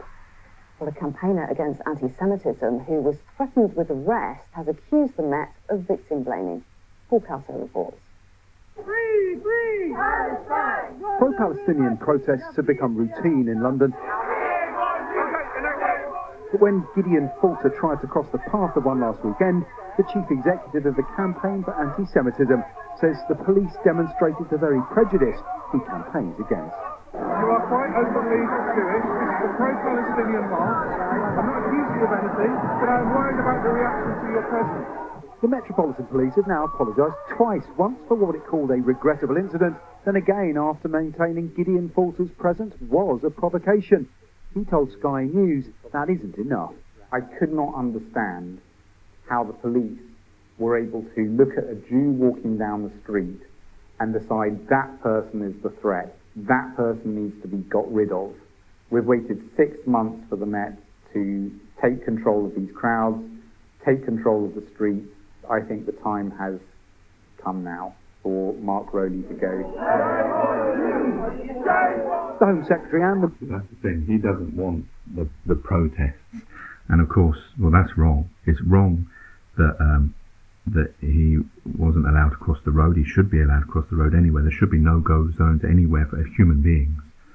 He should have been able to cross the road. And the protest, maybe they should have trusted the protest, that they would have been peaceful. Or they could have just escorted him across the road. That would have been easier, no? But also, the right to protest is an important freedom as well. For Mark Rowley to go. The Home Secretary and the Mayor of London say the Met was right to apologise for an incident that amplifies concerns among British Jews that indulgent policing of pro-Palestinian marches has made the capital a hostile environment. In central London, the two sides met across the barriers, the police playing diplomat between irreconcilable views. I'm not going to get into an argument over it. Well, we are having an argument by definition. No, we're not having an argument, we're having a conversation. It doesn't feel very constructive. I think Jewish people who identify with Israel would feel threatened because of their identification with Israel. They would not feel threatened because they're Jewish. Do you feel intimidated as a Jewish person? Absolutely. I would never walk around with a Magen David. My old University College London, they have sit-ins. I mean, the unbelievable hatred. But you're here today. I'm here today because I feel safe. These pro-Palestinian marchers say they're here to protest against the bank they accuse of financing genocide. On the other side of the street, pro-Israeli protesters who say they are apologists for terrorism, and in the middle, trying to keep the peace and navigate this toxic politics, are the police. It's a really difficult line for the police to tread between facilitating protest counter-protest, and then people going around their normal business in London who may have an issue with the protest or the counter-protest. So you're literally between a rock and a hard place here. It's exceptionally challenging. Public order is probably the most challenging thing in policing on the street, face-to-face, you can deal with. The policing minister will meet the Met Commissioner next week. As long as the Gaza conflict continues, it will test the boundaries of British free speech and confidence in those charged with policing it. Paul Kelso, Sky News in central London. Well, let's bring in our political correspondent, Rob Powell. So, Rob, where is this likely to go next, do you think? Well, we'll have a meeting between the Met Commissioner and the Policing Minister next week. There's plenty of criticism coming from the government side for the Metropolitan Police. Maybe the most strident we've had this morning has been the Deputy Prime Minister, Oliver Dowden. He's spoken to the Sunday Telegraph and he's told them it's hard to think of any other minority that would be treated as disrespectfully as Jews seem to be. We've also had an intervention by former Home Secretary Suella Braverman, reading a piece that she's written also in the Sunday Telegraph. There is, I think, a large degree of politics in this. She has called for the Met Commissioner, Mark Rowley, to resign. She has had disputes with him in the past when she was in office. There's quite a bit of not so subtle criticism of Rishi Sunak in that piece, and also of the Mayor of London, Sadiq Khan, as well. So I think if we put aside the politics, what this row really gets back to is that fundamental question about the protest, the pro-Palestinian protest that we see going on in London and many other cities every week, how the police handles them and how they make particular communities, obviously especially the Jewish communities, feel. I think what organisers of those protests would say is that they are largely peaceful in terms of sort of physical altercations and violence anyway. We have seen some behaviour that obviously breaks terrorism legislation. And I think the point that police would make, is that this is about balancing off and facilitating people's right to protest, but making sure that happens in an orderly way without too much civil disobedience, violence, disorder, whilst also protecting other people's freedom of expression and freedom of religion. Like, squaring all of those things is really difficult. It throws up flashpoints, points of tension. There are lots of opportunities and space for mistakes to be made. I think what we see from this row is that there are people that believe that the Met has made too many of those mistakes in how it has handled these protests. And crucially, those mistakes often seem to single out impact and disenfranchised Jewish communities the most. Yeah, it's really interesting to see what that meeting then goes later on in the week. And Rob, thank you. As usual, it's just more talking, isn't it? Let's all talk about it. But to me, it seems strange when you think about these two protests. You've got the pro-Palestinian, you've got the pro-Israel government, and you saw like two cage sets of people on either side, the police in between. How silly it is that these are just human beings fighting against human beings, but because of our beliefs that are installed, not really our beliefs, they're the ones we all learn based on the place that we find ourselves in, and we learn them off people who've done the same thing. If you were born somewhere else, your beliefs would be somewhere else. So they're not actually your beliefs, they're just the ones you inherit. But yeah, how silly it looks.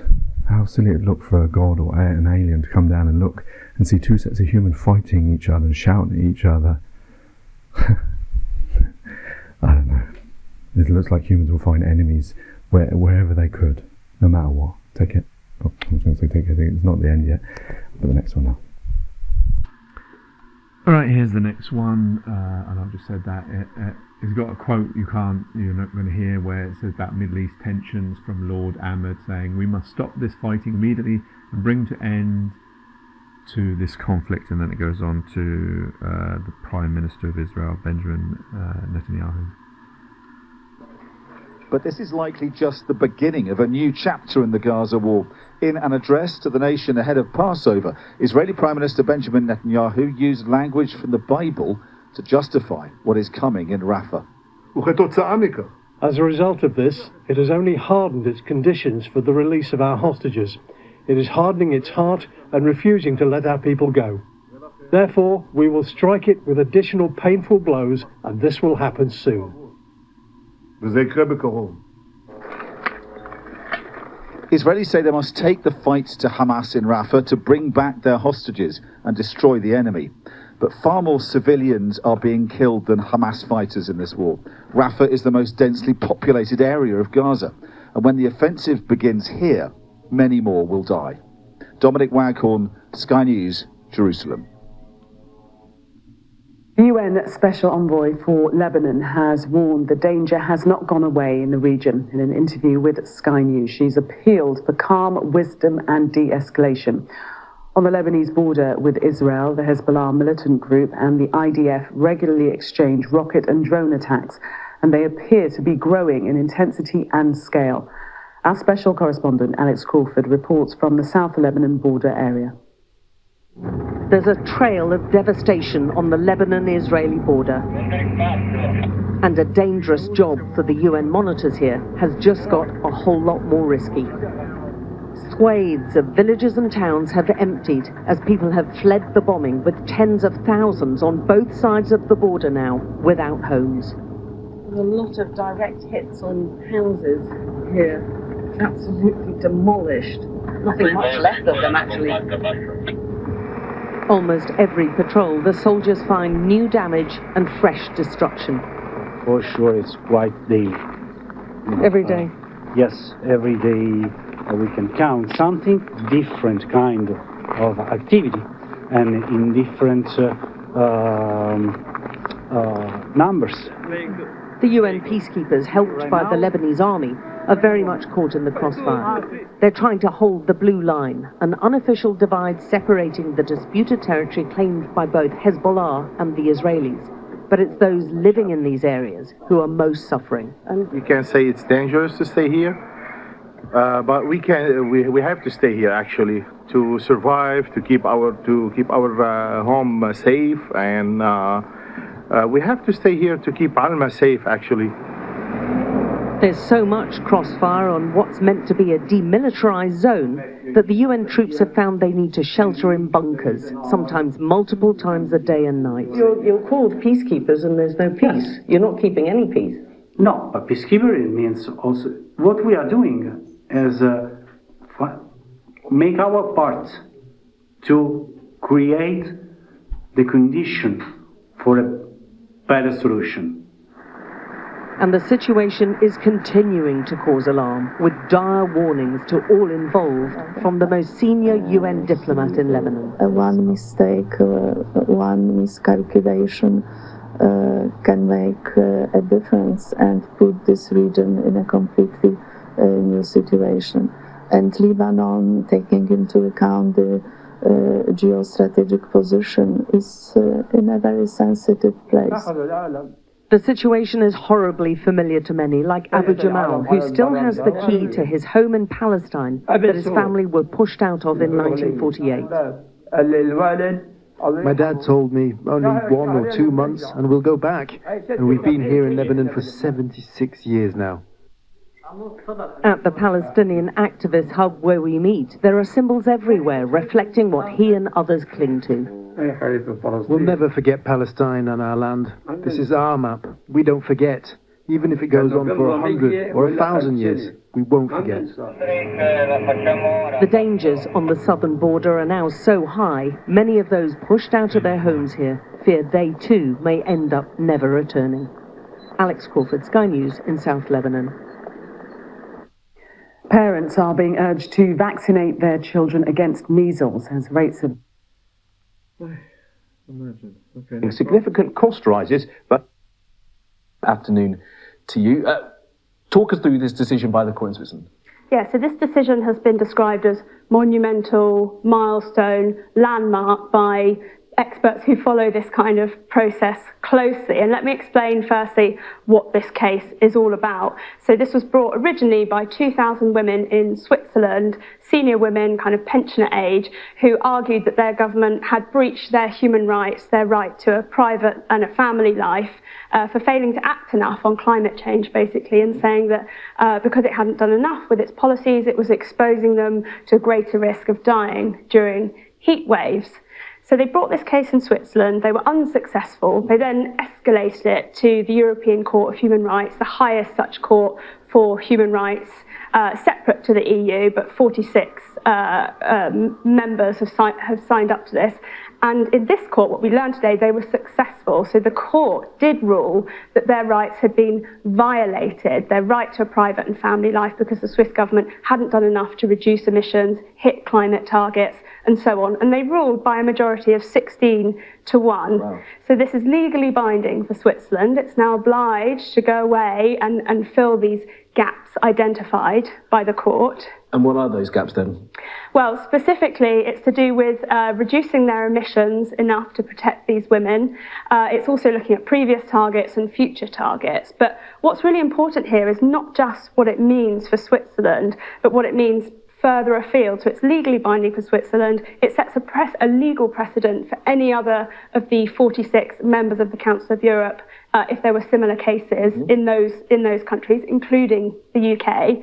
And it also sets a precedent potentially for other cases around the world. And that's because when you bring a court case, you look at previous precedents as a way to sort of aid your argument. And this is a very respected international court. And this comes as we have seen a big surge in similar climate cases in the last few years. They doubled in the 5 years between 2017 and 2022. And that's really as campaigners have sought all of these different ways to try to force governments or businesses to do more on climate change, or to write kind of the science into their plans and policies, and haven't always been successful. They're now pursuing this further avenue. So they're hoping, campaigners, that this will set a precedent and a kind of a ripple effect, really. Campaigners, I mean, the lead campaigner in many people's eyes, Greta Thunberg, was there, I think, as this ruling was laid out. And I guess that if you can't force, and they would see that if you can't force your government to change by voting them out, going down a legal route is a way of binding government's hands, regardless of which one is in office. Yes, exactly. And also businesses as well, because they have a part to play in this as well. And we've seen cases against fossil fuel majors, for example, Shell in the Netherlands a few years ago.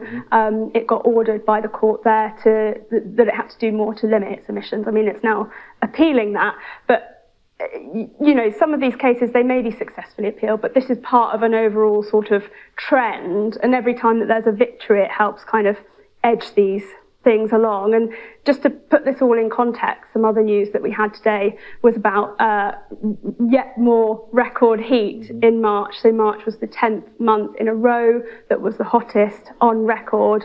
And it is these kind of these temperatures and these records being broken month after month that is bringing or fueling things like the heat waves that these women in Switzerland wanted protection against. And of course, heat waves have been around for a very long time, but climate change is making them worse. So it's a reminder really of or an illustration of what these women are arguing, that climate change they feel is happening here and now and not just in the future. And as these impacts build, we've got this parallel kind of surge in these court cases, and I think this is likely only to fuel that further. Yeah, and I don't think we can put too fine a point on that. Setting records every single month is a step, isn't it? We've moved past where we thought we were going to be.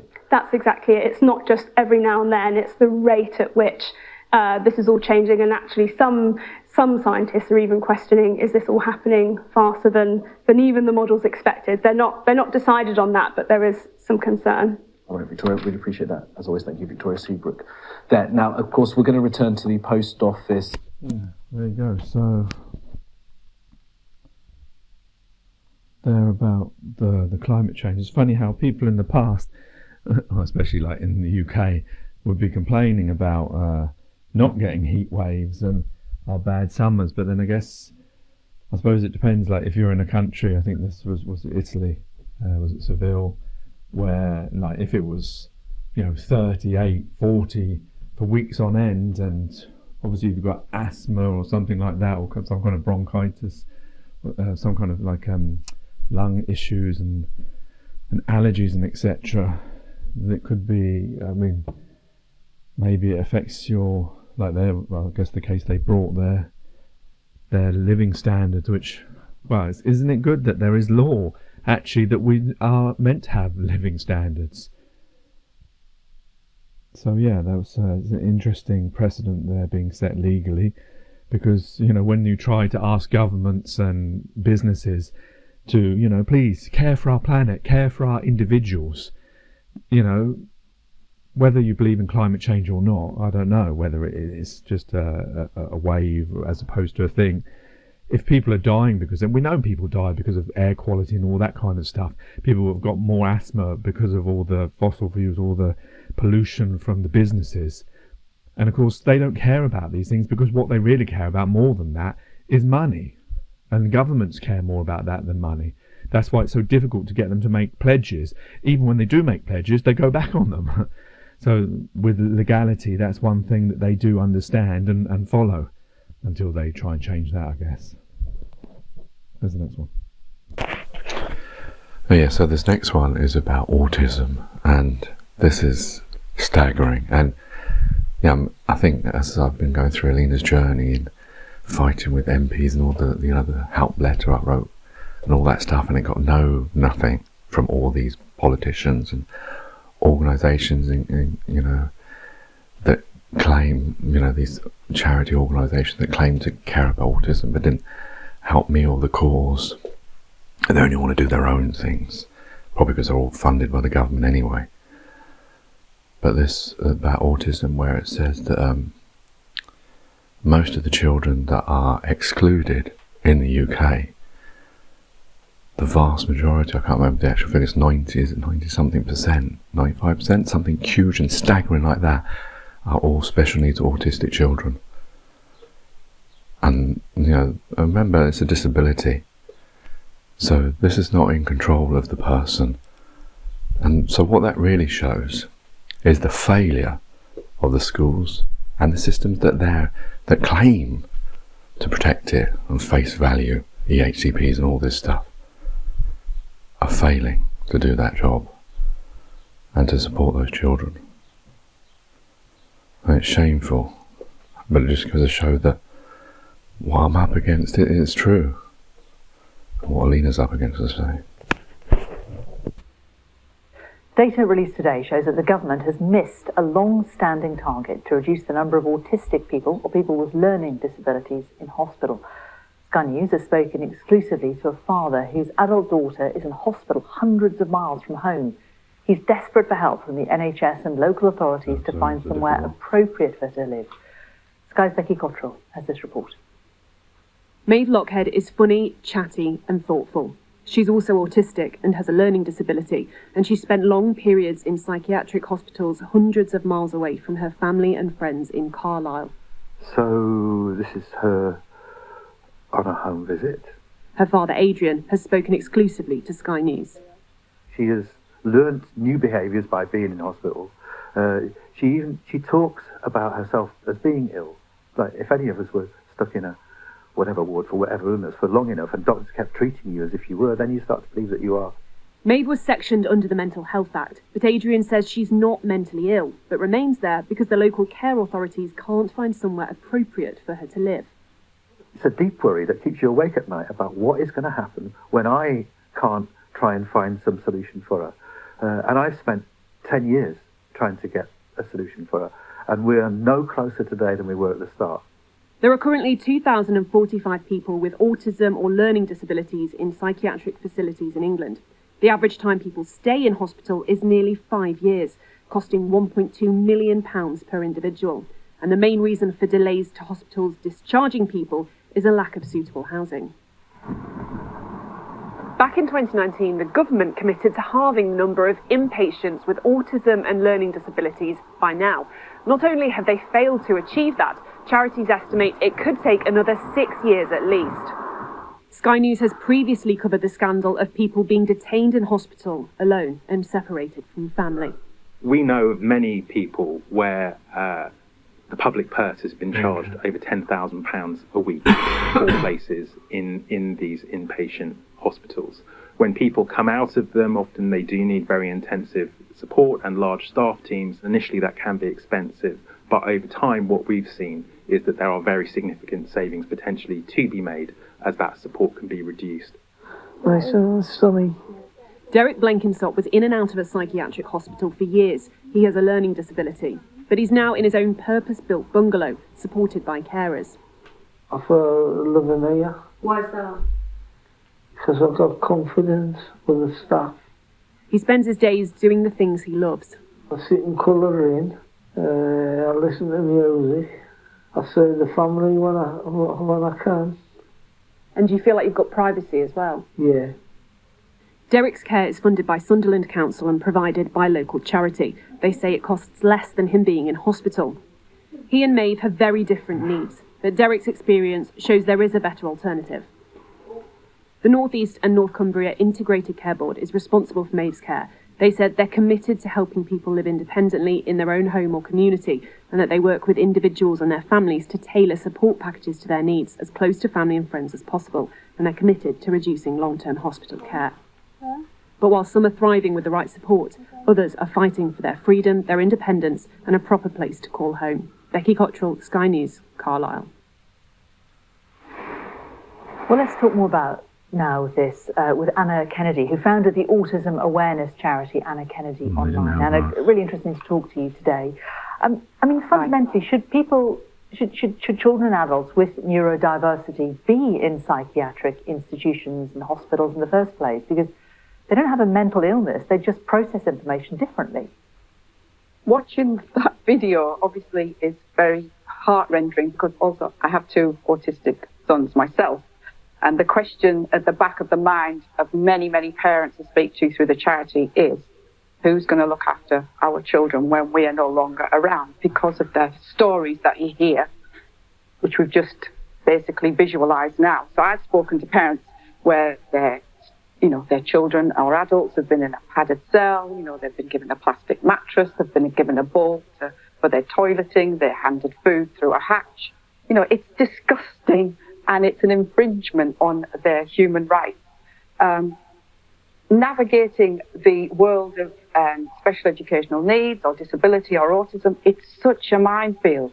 And I would say to parents, if they're starting on this journey, find someone who's been through it themselves and can help you navigate. Because once you get a diagnosis, now, as you know, you're waiting 5 years. Some people have waited 7, 8 years for a diagnosis.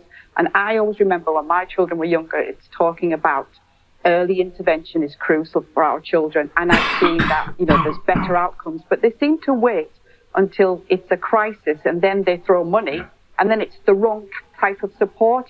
Once the Winterbourne was out there in 2011, there was talk about, there was going to be change, but we have not seen any change. I've spoken to parents where their children are hundreds and hundreds of miles away. How is that good for the family? How is that good for the child? How is that good for the individual? It's just, and then once they do finally move, they're moved into inappropriate, I'm not saying everyone, but most of them have, moved to inappropriate provision, which is also very stressful, and it's also stressful for the family, stressful for the individual. So I just think that it's a failure of the local authority officials, the health commissioners, and for me, it's just like, stop waiting till it's a crisis. Listen to parents.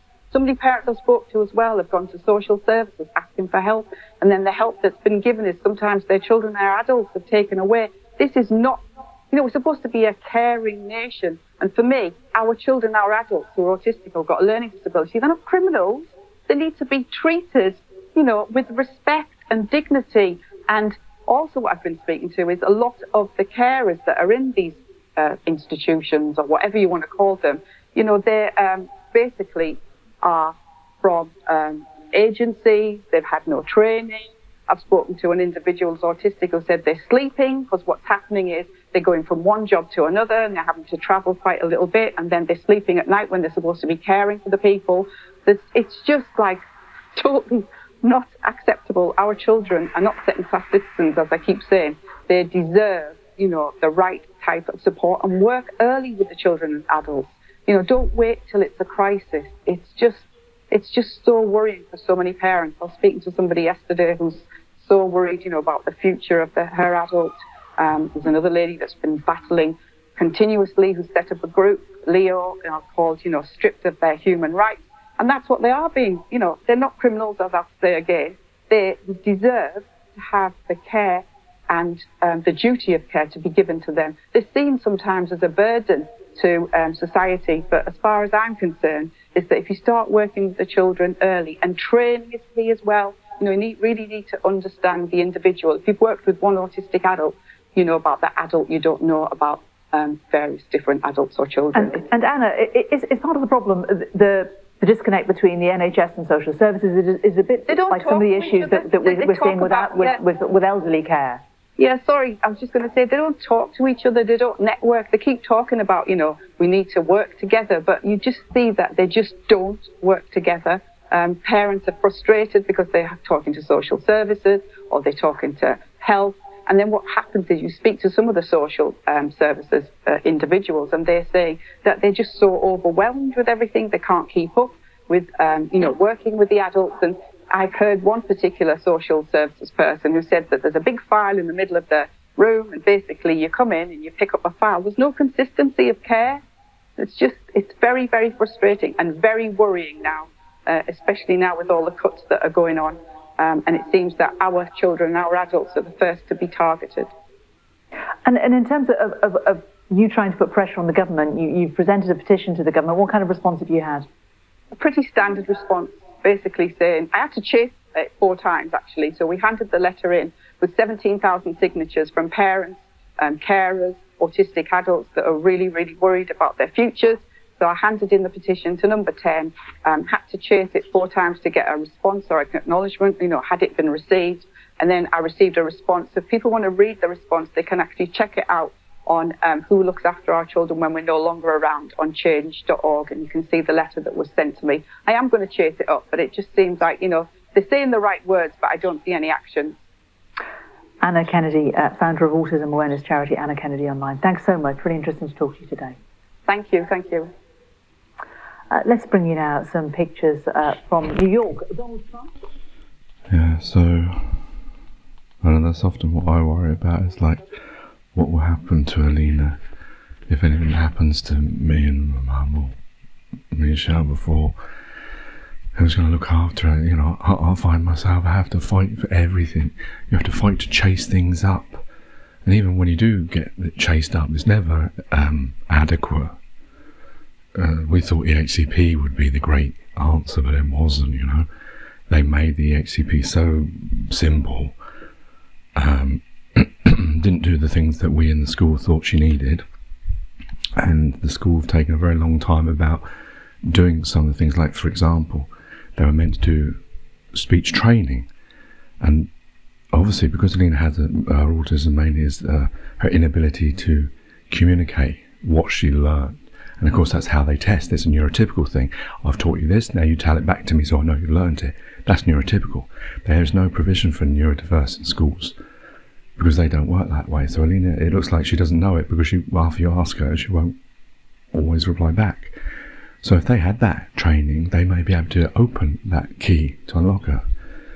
But they're in term 5 and haven't done it yet. And we even got a letter from the speech and language people saying, well, the school needs to do this as part of the provision that's laid out in Section F, the legal binding part. And when I asked the APO about this, and I wanted a spreadsheet, she said she was going to send me a spreadsheet of all the things that they've done, never did. And so I asked for a copy of it. And she said, I'll chase that with the school so they can update it. That tells me they're probably not even monitoring it either. And it's their legal responsibility. Because even though they give it to the school to do, and it's obviously the school that can only do it, it's the legal responsibilities is on the council, on the local authority, whatever you want to call them, the APO. But they're obviously not monitoring it or chasing them up. They're just hoping that parents don't check and it all gets ticked off at the end. And, oh, unfortunately, we didn't get to do that. Oh, unfortunately. And then they blame it on Alina not being able to do it and not being able to progress to the year when they haven't done it properly themselves or funded it properly, which is also what the council's meant to do and don't do. Because the school always complain about money. Although they complain about money, they want to just get Alina to a special school when they could apply for more money and then don't do it.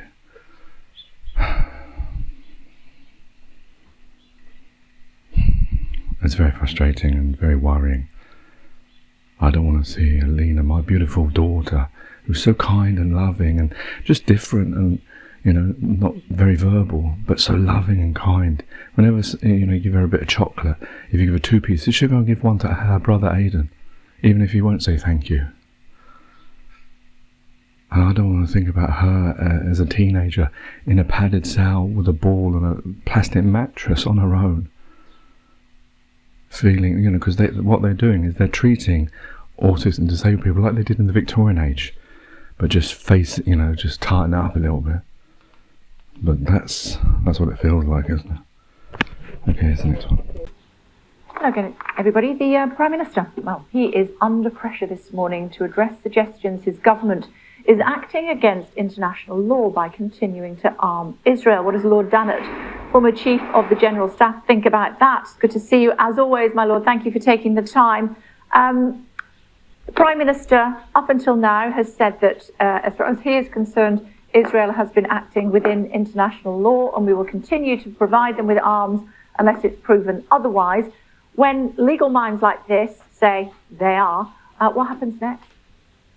Well, I think the Prime Minister will do well to take note of, I'm told it's as many as 600 senior judges and lawyers who have signed this letter. And I think their experience and their interpretation of the law, international law, needs to be taken very seriously. And I think the British government needs to do, as the Prime Minister has said, scrutinise very carefully what it is doing in terms of supplying equipment to Israel to make sure that we are staying on the right side of the law. And of course, it's not just a legal issue. There's a major moral issue here too, which the atrocious attack 36 hours ago, which killed 7 aid workers, really underlines. And yes, there are moral issues and there are legal issues. And I think the UK, being the sort of country that it is, needs to stay on the right side of both of those lines. I'm not sure if any of the men, former military men, worked for you during your time in service, but of course every life is precious. But when you see 3 men who have served their country well and bravely, and then feel that they've met people along the way and they want to go back to those countries and try to help them in whatever way they can, and then they are killed in such a terrible fashion, of course there are mistakes in war, but this really brings into sharp focus what's happening. Well, okay, you're right. I mean, there are mistakes and there are mistakes. And I wasn't there, I didn't see what was going on, but all the evidence that I've heard and the reports that I've heard says to me that this was a systematic attack on those 3 cars, one after the other. And if it was conducted by a drone, it was probably a drone that was being operated by a person who could see what was going on. Now, they say that they thought that one of the people in that team of people was a suspected terrorist. Well, there was a Palestinian, but just because he was a Palestinian or a Gazan doesn't mean to say that actually he was a potential terrorist. So it's things like this that put the Israelis on the wrong side of the moral argument, and if we support them unconditionally, it puts us on the wrong side of the moral argument. So I think the British government's got to be very careful, and indeed the United States government for that matter as well. Yeah, just to clarify that situation for me, is, as you say, we weren't there, so we don't know. There will be a full investigation into what happened. But if there are 3 vehicles that are in total a kilometre apart, I'm told, and the view is that potentially there is a terrorist in one of them, what do the rules of combat say about taking all 3 of them out? Well, I think the fact of the matter is that the vehicles were clearly marked as aid worker vehicles. And I think that should have given the people travelling in those vehicles sufficient protection. But I think the point is that there were 3 successive attacks, some distance apart. And that says it's not just a mistake, an error, a bomb that went in the wrong direction. This was clinical targeting to exterminate that complete team, to take out all 3 cars. So I'm afraid Israel is really in the dock as far as this one is concerned. And that's why it's really important, if they want to exonerate themselves, that they have an investigation, transparent investigation, quickly, and publish the results of that. And if someone made a mistake, a deliberate mistake, then they should be punished according to Israeli Defense Force military regulations. Of course, Israel would say just because it was marked as humanitarian doesn't necessarily mean that terrorists weren't within their midst. But of course, the charity involved has strenuously denied that. We'll have to wait to see what happens. I think the other point, of course, is the vehicles came from or going to a warehouse which that particular charity was operating. So it's most unlikely that terrorists would be transporting food around. I mean, you know, we don't know, but it doesn't sound at all good, and I think the Israelis have got to front up on this one. You may point to UNRWA in response to that. I don't know. I'm playing devil's advocate. Let's talk about something we were going to talk about yesterday. Sadly, you were going to join us, and thank you for joining us again today. Breaking news got in the way of that, and we were going to talk to you about an item that was done by our Deborah Haynes, saying that in the event of nuclear war, we're not ready here in the United Kingdom. That's alarming.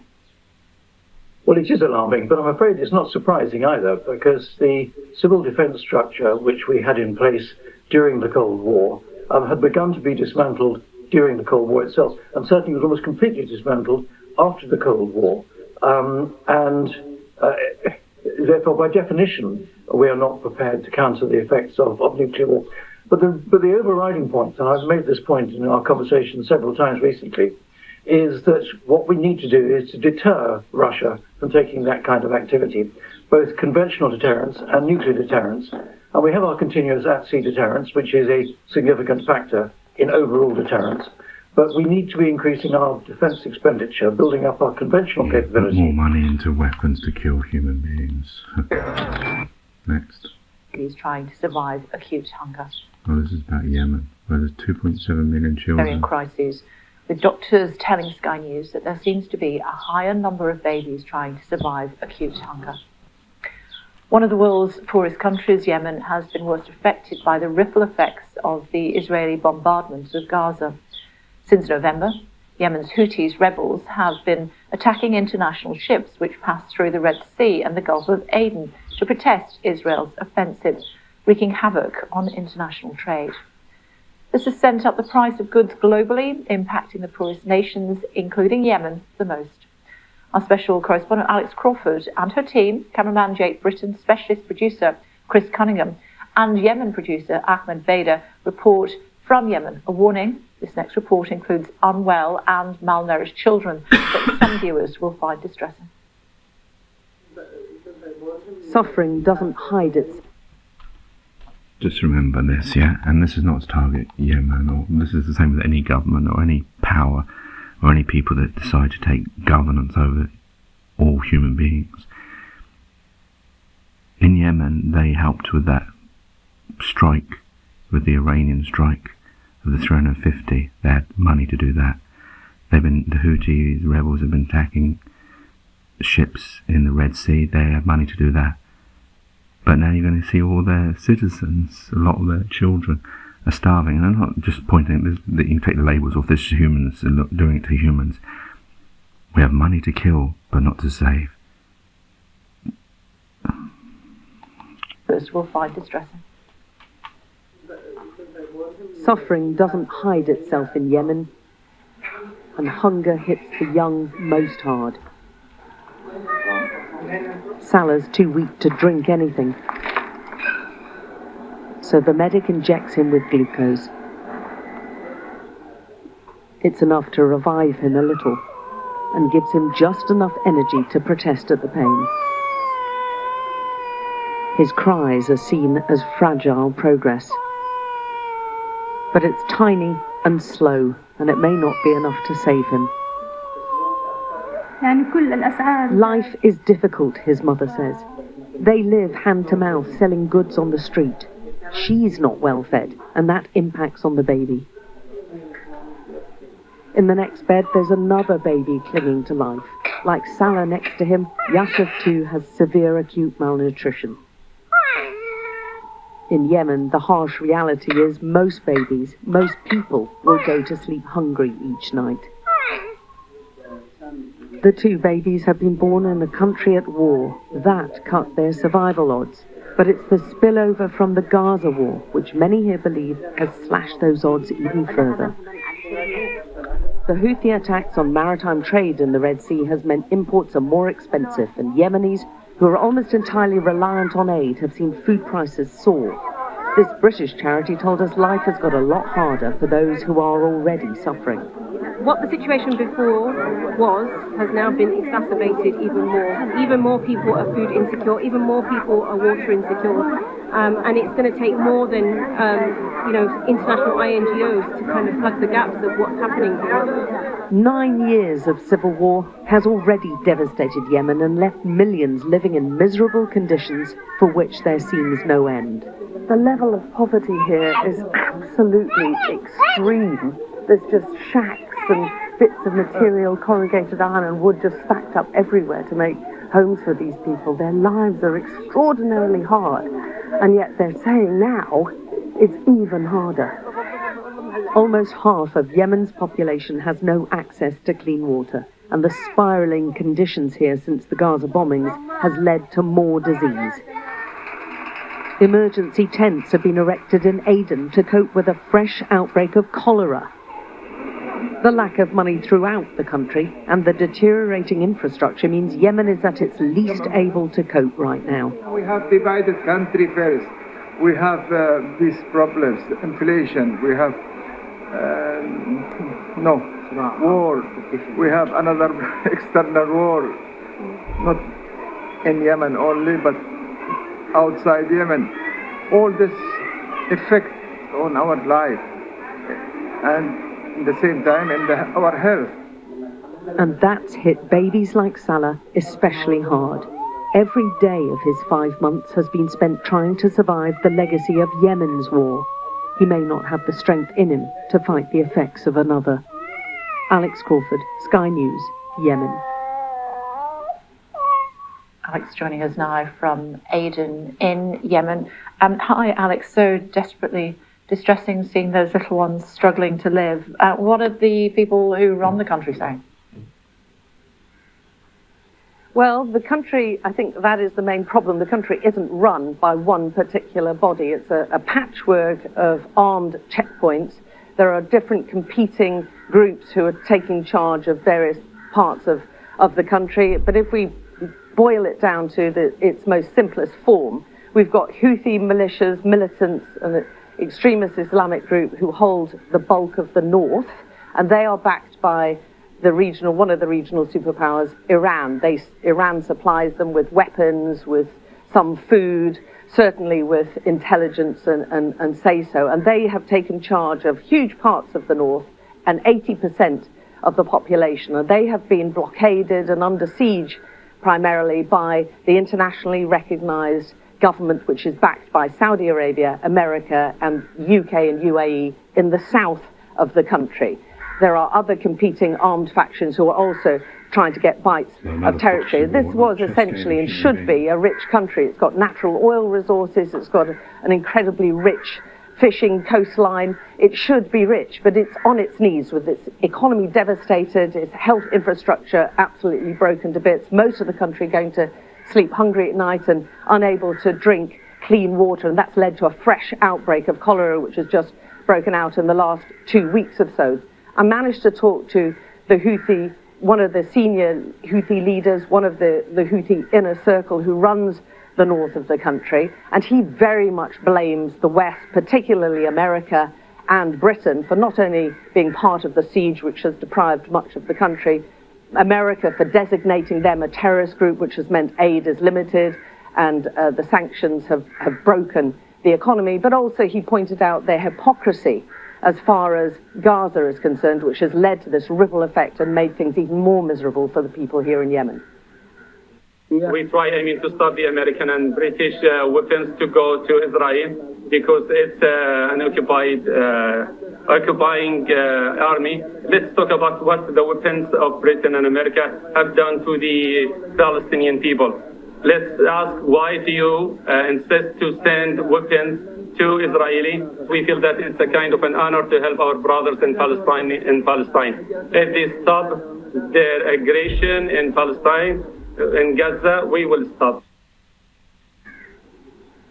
And that stance by the Houthi militia rebels has really led to a spike in popularity for them, which is a problem for the West, and particularly Britain and America and the global international community, who are trying to persuade them not to wreak havoc on international shipping routes, which is affecting everyone all over the world, Kay. Indeed. So Alex's report online and throughout the day here on Sky News, especially extended version. Do take the opportunity to watch. It is a very difficult watch, but a very important one. Alex, thank you. James Murray with a... Only we'd live in peace and harmony, Whole... Right, here's the autism one that I promised before. Now, almost every pupil excluded from primary school has a special educational need or disability, a new report has found. While parents are calling for more support to keep their children in education, some specialists argue exclusions are necessary. Alice Porter has more. Since the pandemic, behaviour in schools has got worse, and exclusions in primary schools are up. But parents of children with special educational needs say more support is needed to keep their kids in school, like Marianne, whose son has ADHD. My son was permanently excluded at 5 years old. They referred him to go to a pupil referral unit. He would have been the only 5-year-old in the building. I was like, no. My son was the angry boy. Because he used to go from 1 to 2010, I was saying there must be a reason why he gets so angry and then be completely calm. But they was just like, no, he's really naughty. Now, new research suggests exclusions of very young people can have a big impact on their lives. The charity Chance UK found that over 90% of children excluded at primary school don't pass GCSE maths and English. Over 22,000 children aged 6 years and under were excluded or suspended in primary schools in England in 2022. And almost all of those excluded had a special educational need or disability. The charity mentors children with behavioural problems and says more needs to be done to prevent exclusions. Services are under such huge pressure. We have children who are waiting months, if not years, for specialist support, whereas at Chance UK, on average, it's about 9 days wait from a referral to being matched with your youth worker. But that's really rare nowadays, and these children just need a bit of extra support. But many of those working in education argue exclusions are vital for protecting staff and students. The impact of violence and abuse and harassment of other students and staff at school is incalculable. We must exclude when we need to, but the numbers are incredibly low. For example, the average primary school excludes once every 17 years. Exclusions may be the last resort for schools, but the impact on children can be long-lasting. Alice Porter, Sky News. Well, the Department of Education has responded saying primary age exclusions are rare, a last resort, and should not mean exclusion from education. But we are clear we back head teachers to use suspensions and exclusions where required to provide calm, safe and supportive environments. Goes on, for pupils at risk of exclusion, we've set out a new model for alternative provision schools to work with mainstream schools and provide targeted support early on, helping improve behaviour, attendance and reduce the risk of exclusions. As usual, they say all those things, but when you actually experience it, that's not there at all. And the fact is, they didn't answer anything about the fact that 97% of them are special needs or autistic, disabled children that are meant to be supported. And oh yeah, it's okay.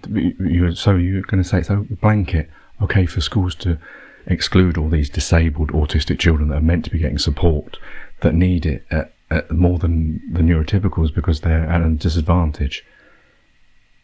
You're going to just say that's okay and not even comment on the fact that that looks like discrimination, that 97% of them, because obviously we know ADHD, that is they are going to get angry, they are going to be uncontrolled, same with autism, that's the part of it. Schools are meant for everyone, that's what they claim, but they want to keep their model neurotypical and keep their teachers in that frame and allow them to be like that. They don't even see it. Well, that's the Department for Education, so what hope is there for anyone with a disabled autistic child in England? Antisemitism. Okay, everybody, you're watching The Breakfast Show here on Sky News. Let's get more now on that anti-Semitism row rocking the Met, should we? And the other side of the argument, director of the Palestinian Solidarity Campaign, Ben Jamal. Hi, Ben. Good to see you as always. What happened? Okay. Well, I mean, look, I think people would have seen the video. Let me say, first of all, the police officer in the video was entirely wrong to say that Mr. Fulter being visibly Jewish would be a provocation. That's actually a smear against people marching. The reality is that at every demonstration there are many hundreds of Jewish people joining us, many in an organised Jewish bloc declaring themselves to be Jewish. Their presence is always warmly welcome. But the nature of the incident was not as Mr. Fulter has tried to portray it. He suggested he was innocently going for a walk, came across the march and was asked to leave because he was openly Jewish. The reality was he came to the march with an entourage of 4 to 5 people and a film crew, sought to break through the stewards, physically push himself past the police in order to walk in front of the march to provoke and to try to stop it. He was trying to provoke a confrontation. That's what happened. He says that is not the case at all. What he was doing was, which he's perfectly entitled to do, he'd been to the synagogue and then he wanted to go for a stroll and he was prevented from doing that because he's Jewish. Well, I think the entire video of the incident is now available online. I think people should watch it. But I think people need also to be aware of who Mr. Fulter is and the organisation he represents. They're a deeply controversial organisation. They were highly criticised shortly after they were set up by a parliamentary inquiry into anti-Semitism. They were criticised on the basis that they were deliberately conflating anti-Semitism with legitimate criticism of the actions of the Israeli state. They've also been heavily criticised for a stream of Islamophobic comments, including smears against the Mayor of London, and for using anti-Palestinian racist rhetoric. Since the marches have begun, the organisation have tried to stop them. They've even called for the army to be brought onto the streets to stop the marches happening. Now they're using the tactic of coming to the marches, trying to provoke an incident so that they can say there are scenes of disorder and therefore the marches cannot go ahead. These are disgraceful antics. They should be shunned by anybody who believes in the right to protest and democratic freedoms. Nevertheless, Ben, he and those with him, his film crew, whoever was with him, should be allowed to cross the road if they want to. Yeah, look, I mean, first of all, what he was actually doing was a counter-protest, and we would uphold. We have strong problems with Mr. Fulter's political views. He believes it's legitimate for Israel to do exactly what it's doing at the moment. He's entitled to those views, however repugnant they might be to a whole section of people. He has a right to counter-protest. We uphold people's right to counter-protest. At most of the demonstrations, there are people who are counter-protesting. What he was trying to do was to claim he had the right to walk directly into the march. And if you watch the whole video, actually the police officer who was dealing with him, who made those remarks that were quite disgraceful, but what he was also trying to do was suggest to Mr. Fulter a way in which he could get to where he claimed he wanted to get to by a different route. He didn't want to do that, and he had no intention of going anywhere else. He came deliberately to the march, as I say, with an entourage and a film crew, in order to provoke a confrontation so he could film it and then suggest that he was unsafe at the march. He's with us. You want to respond? Yeah, I mean, I find that, I listened to part of that. I just find that absolutely astonishing. I was not going to try and provoke something, and if Ben Jamal thinks that I'm trying to provoke something, what exactly does he think I'm trying to provoke by being openly Jewish? It's his march. He has these marches constantly. I was not there to counter-protest. I was not there with film crews or anything of the sort. His march was being covered by film crews, including Sky's film crew, which filmed it. I was not there to counter-protest. I was simply Jewish in the vicinity of these marches. And what we know from 6 months of this is that at these marches, we see constant incidents of glorification of terrorism. We see people engaging in all sorts of anti-Semitic hatred, as I saw at that march then. And I didn't see anybody from the Palestine Solidarity Campaign's different stewarding teams. I didn't see anybody saying, for example, the people shouting scum or disgusting or Nazis or anything of the sort at me. I didn't see any of them being remonstrated with by their fellow marchers. And this is what we see week after week after week. And it is no wonder that Jewish people are increasingly feeling that they cannot come into the center of town, that they cannot be in the vicinity of these marches. And unfortunately, as I found out, that's true. It's not just a suspicion. It's not just a fear. It is absolutely true. Okay, Benjamin, right of reply? Well, look, I mean, first of all, the narrative is entirely untrue. I would invite your viewers to go and watch the entire video. They will see exactly what happened, and Mr. Falter's organisation has come to try to disrupt every single one.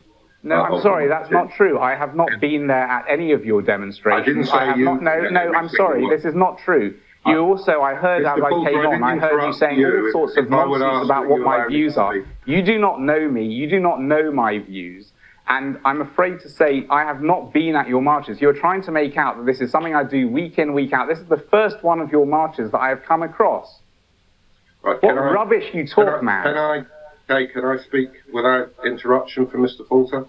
Come on. If you'd like to say something true. What I actually said was your organisation has been at each one of the marches. I didn't say that you had been at each one of the marches. And I do know your views because you are the head of an organisation who is very clear about your views. And as I said, you have been widely criticised as an organisation for conflating anti-Semitism. No, I'm sorry, you said, for example, that you started to talk about my views on Israel and things like that, things I have not spoken about publicly. So how can you possibly know my views? You make things up. Well, Mr. Falter, you are the head of a campaigning organisation, so your views so are you. And what about your organisation, which puts these marches on, where we've done polling now, which shows 90% of British Jews are afraid to come into city centres. What do you say about, for example, people dressed as Hamas terrorists at your demonstrations? What about that? I don't know. I can carry on trying to talk over Mr. Falter, but if he could just be silent for a minute, and then I can make my points, and then I'll allow him to respond in any way he wishes to, rather than having him shout over me. His views are extremely well known, but the issue again that he's not dealing with, from the start of these marches, very early on, his organisation called for the army to be brought onto the streets. The issue is, the problem with Mr. Falter's presence was not that he is openly Jewish. He's not dealing with the fact that at every single march, there are thousands of Jewish people marching, many of them in an organised... What rubbish! They're in an organised block, in a Jewish block. They are warmly welcomed at every demonstration. Some of them have put out public statements disassociating themselves with what Mr. Falter and his organisation were doing at the last march. So that's... Let him come back to you on that. First of all, I don't want to continue having a conversation with Ben Jamal. I'm happy to have an interview with you, but I don't want to carry on. You did want to come on and talk. Right. No. I'm not criticising UK. That you wanted to have the conversation. I did want to. Final thought from you then, Ben Jamal, if I may. Hold on 1 second. Ben Jamal, according to Gideon, he has written to the Chief Superintendent saying that he will be in the vicinity of one of your marches potentially again next week. Will you welcome him? Well, I don't welcome people with his political views, but he's welcome to counter-protest. He has a right to do that. And, the police have a job of trying to manage the protest and the counter-protest. What Mr. Falter is trying to do, what he was trying to do on Saturday and what he's now encouraging other people to do, is to come to the march to try to disrupt it, to try to stop it progressing, and to seek a confrontation. And very clear. People aren't stupid. It's very clear what he's trying to do. He's trying to provoke scenes of disorder. Okay, we must leave it there, Ben, because I want to bring in Gideon. But thank you for taking the time. Very much appreciated. What do you plan to do on the 27th of April? Thank you. Well, I plan to walk again. I plan to go for a walk in the vicinity of these marches. I should be allowed to do that. Any Jewish person who wants to do that, anybody who's got friends who are Jewish, should feel free to walk with them as well. And when does the walk constitute a march? Well, if we say, everybody meet here and walk to this particular point, that would be a march. That's not what we're saying. We're saying that if these things are so safe, then we should be allowed to walk. And what Ben Jamal says is absolutely not true. There are not thousands of people, Jewish people, joining his marches. That is just categorically... You clarified that. It's categorically untrue. How many people do you expect to be walking with you next Saturday in the vicinity of a pro-Palestine march? I don't know. It's up to people to decide if they want to walk, where they want to walk. The thing that I would encourage, though, is for people to walk in the vicinity, and if it's so safe and the policing is so good, then it will be safe for everybody to do so. Do you think it might be inflammatory? I mean, I don't think, people have said to me, and Ben Jamal, I heard him saying as well, that I was trying to provoke something. And if you follow that line of argument, then the line of argument has to be that being Jewish publicly in the vicinity of these marches is a provocation, is inflammatory. And it's no different to saying, if a woman wears a short skirt in the vicinity of men, then she brings upon herself anything that happens to her. And it's an interesting analogy. Well, the former Met Chief Superintendent Del Babu has said, personally, if I was policing that march last Saturday, I would have been inclined to have arrested you for an assault on a police officer and a breach of the peace. Del Babu says that he would have arrested me for assaulting a police officer. He said inclined to. Right. Well, I think I'd be inclined to speak to my lawyer about what he said then. I did not assault a police officer. How on earth can anybody say that? I'm quite clearly in the video trying to continue to walk where I was going. The police officer, by the way, and I'm looking at this video, after he says to me, "You are quite openly Jewish," after he says that will antagonize the crowds, after he says you'll be arrested if you stay here, and people are whipping out their smartphones and your camera crew and various other people are on him, he realizes how badly he's screwed up, and he starts saying that I'm disingenuous, I'm trying to cross the road in the wrong way. Sorry to interrupt, we only have a limited amount of time, but what about when the former Met Chief Superintendent says, I've seen the full video, the 13 minutes, on Sky News, a different encounter to the one that Gideon Falter has reported. The narrative that's been pushed is not accurate. Personally, if I was policing that march, I would have been inclined to have arrested him for assault on a police officer and a breach of the peace. I think it's a pretty outrageous thing to say. I think it's a pretty outrageous thing to be giving any credence to. I was Jewish. I was crossing the street. I mean, would we be having this conversation, do you think, had there been a far-right march and a black person was walking along the pavement and a police officer spied him out of the corner of his eye, grabbed him and told him, listen, you're being quite openly black, and that might antagonize people. That's interesting, that analogy. If I may, Gideon, because we did have a black newspaper analyst on the programme this morning, and he said that he wouldn't want to, but if there was a pro-right march, he would go elsewhere. Well, okay, so basically what I'm being told by this interview basically is I should have been... Yes, but these are outrageous things to put to me. The idea, well, it is outrageous to suggest. It is outrageous to suggest. A gentleman sat there where you are 2 hours ago, said exactly that. Let me explain. It is outrageous to put to me that the correct response of Jewish people to these marches. Okay for you to put it to me. Let me answer, please. If you don't mind. Okay, well, please don't then keep talking over me. You're the person with all of the power here. You're the interviewer, and I'd like to respond to your question if I may. Yes?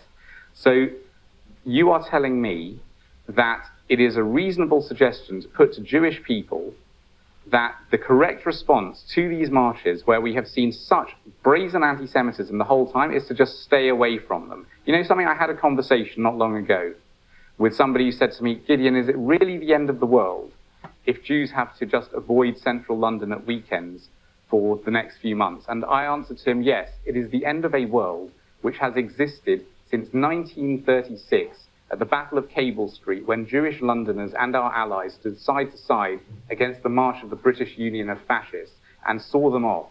And if we concede our place on the streets, as that man is suggesting, then we are absolutely on the slipperiest of slopes. And just to clarify, Mr. Falter, you've brought up the analogy of the black gentleman, and I responded with an accurate situation that had happened this morning. We are out of time, but thank you very much indeed for joining. Suggestion no, that I you didn't. made. It was actual a matter and you know what? of fact. I'd like Thanks for to joining ask, us on the I'd like to ask programme. one thing. Let's bring in the former Met Police Chief Superintendent, should we? Listening to that chat, the gentleman that I quoted to Gideon Falter, Del Babu.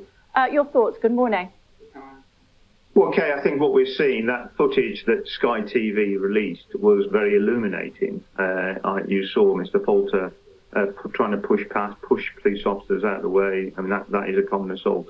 I think you're getting a more accurate picture of what was happening. I think the police dealt with it, trying to be as sensitive as possible. I think the police officer was offering to take Mr. Falter and his group to a place where they could cross more appropriately. Mr. Falter was refusing to move and wanted to cross at that particular place against the march. I think we're getting a more accurate picture of what's happening. But this is perhaps important for news outlets to ensure that they get an accurate picture. The 13 minutes that the Sky released is very helpful. And I've been asking all weekend since this incident came up, can we see the full footage as opposed to bits that have been edited or placed by Mr. Falter and his supporters? But you can't say, as a police officer, you are openly Jewish, quite obviously Jewish, and so you can't go where you want to go, surely? No. I mean, that phrase was unacceptable, and the police have apologised to Mr. Falter, and quite rightly. But it demonstrates the challenges that the police have when they're trying to manage demonstrations. They need to ensure that everybody there is safe. They need to ensure that they facilitate a march, a legal and legitimate march. So what do you do if Mr. Falter and some of his friends from the synagogue next Saturday want to come out for a walk where there is a pro-Palestinian march? What do the police do? Well, the police will... Mr. Falter and his friends are obviously entitled to march or walk where they want to. If they're holding a demonstration, then they need to adhere to the conditions of holding demonstrations and make police aware so the police can facilitate that appropriately. So that will be a matter for operational policing.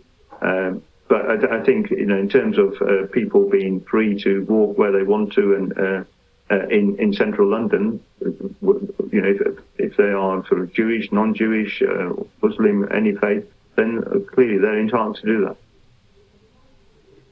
Okay. Unfortunately, we've got to leave it there, but it's good to talk to you, Del. Thanks for taking the time to join us. Thank you. Thank you, Kate. Thanks. Still to come on the breakfast. I mean, it was very interesting, wasn't it? I mean, it's unfortunate the childlike nature of both Benjamin and Gideon, like arguing like children and not seeing each other's side, because what they should have been able to say, I would have thought, is that, yeah, I mean, in an ideal, the thing is, like, Gideon's idea of just walking in the middle of a march through it is, I guess, an issue. Well, it shouldn't be. If people were, actually protesting for peace, he should be able to walk through it. If I was Ben Jamal and organising these things, I would tell my protesters that when you see him, make a gap and let him walk through. Because what he wants is a provocation. And just let him walk through and get to the other side and nothing happen. And then, of course, well, that would be perfect, wouldn't it? He gets to walk across in the middle of a march and nothing happens. But the problem is, that wouldn't happen because, and that's why Benjamin should have been able to admit, if there is, and I suspect there is, people that go to that march that aren't actually about peace, who are anti-Jewish or anti-Semitic, who will say, like Gideon claimed that people were saying Nazi and scum, this, that and the other. Benjamin should have been able to say that, yes, that's intolerant and wrong, and I don't want people like that, even if they do support my argument of what's happening in Palestine, to be at my marches, because that deters from it. And that's what the media would like to, obviously, catch on, because that makes good story for them, But he didn't do that. Which he should have been able to do. If you're caring about peace, doesn't, I mean, yes, he did go against the idea of the use of openly Jewish, rightly, but he should have also said about, yes, it's wrong that people shout out Nazi and scum, and I don't want those type of people coming to our marches. I mean, yeah, it does seem like from Gideon's idea of just walking through the middle of a march, it is like a bit like, who would do that? If I saw a march down the street, or let's say it's a marching band, doing their marching band parade, and they're walking down the road, well, it's free for them to just walk past. I'm not going to I must walk in the middle of them to get to that across the road. And if I'm not allowed to do that, then that's an intolerance. So that's like, come on. You would wait for them to pass, or you just go around. Yeah, it's an inconvenience, but that's the same as if cars are there and you have to wait for them before you cross. I get his argument, and then I would hope that if people there were protesting for peace, they would just let him walk past and do nothing. But I suspect, because with any of these protests, you get people that gate crash them, that are just there for the violence, or just there for shouting, or even that not really there about peace or Palestine. They're actually about there because they have racist or anti-Semitic, same as you get with all these movements, and some of them get infiltrated as well to create that. But I think that interview was just sums up humanity. That still, how stupid it sounded, like a playground argument between the two of them. Not rational, not sort of thinking. Let's actually not do this sort of backbiting, silly little things. Let's try and keep it. Let's let people answer questions, and let's make sure that what we're saying is right. People should be able to just walk across the road. And yeah, I mean, walking through a crowd of a march is, and of course for the police that's difficult because they don't know what's going to happen. What if it was someone with a bomb that wants to just blow himself up in the middle of it? I don't know, it just seems like that's the world we live in now. Sam and Gareth are here. That was quite the 20 minutes of breakfast viewing. Look, I think a number of things can be true. This is not a straightforward subject, and passions already this morning are incredibly high. Take the police to start with. It is the police's position that anybody, including the Jewish community, can and should be able to walk freely around when these protests are taking place. And there are many, many members of the Jewish community who do not think that that is true.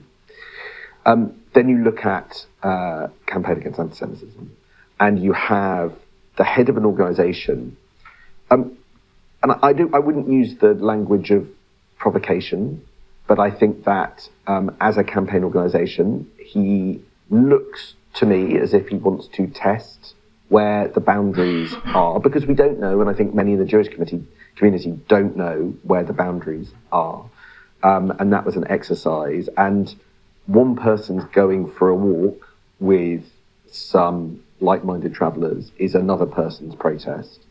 And where that line lies is very... And you saw over the last 20 minutes just how all of these terms, all of these thoughts, all of these contradictory things clash very quickly. In the end, there have been some spot-on analogies here.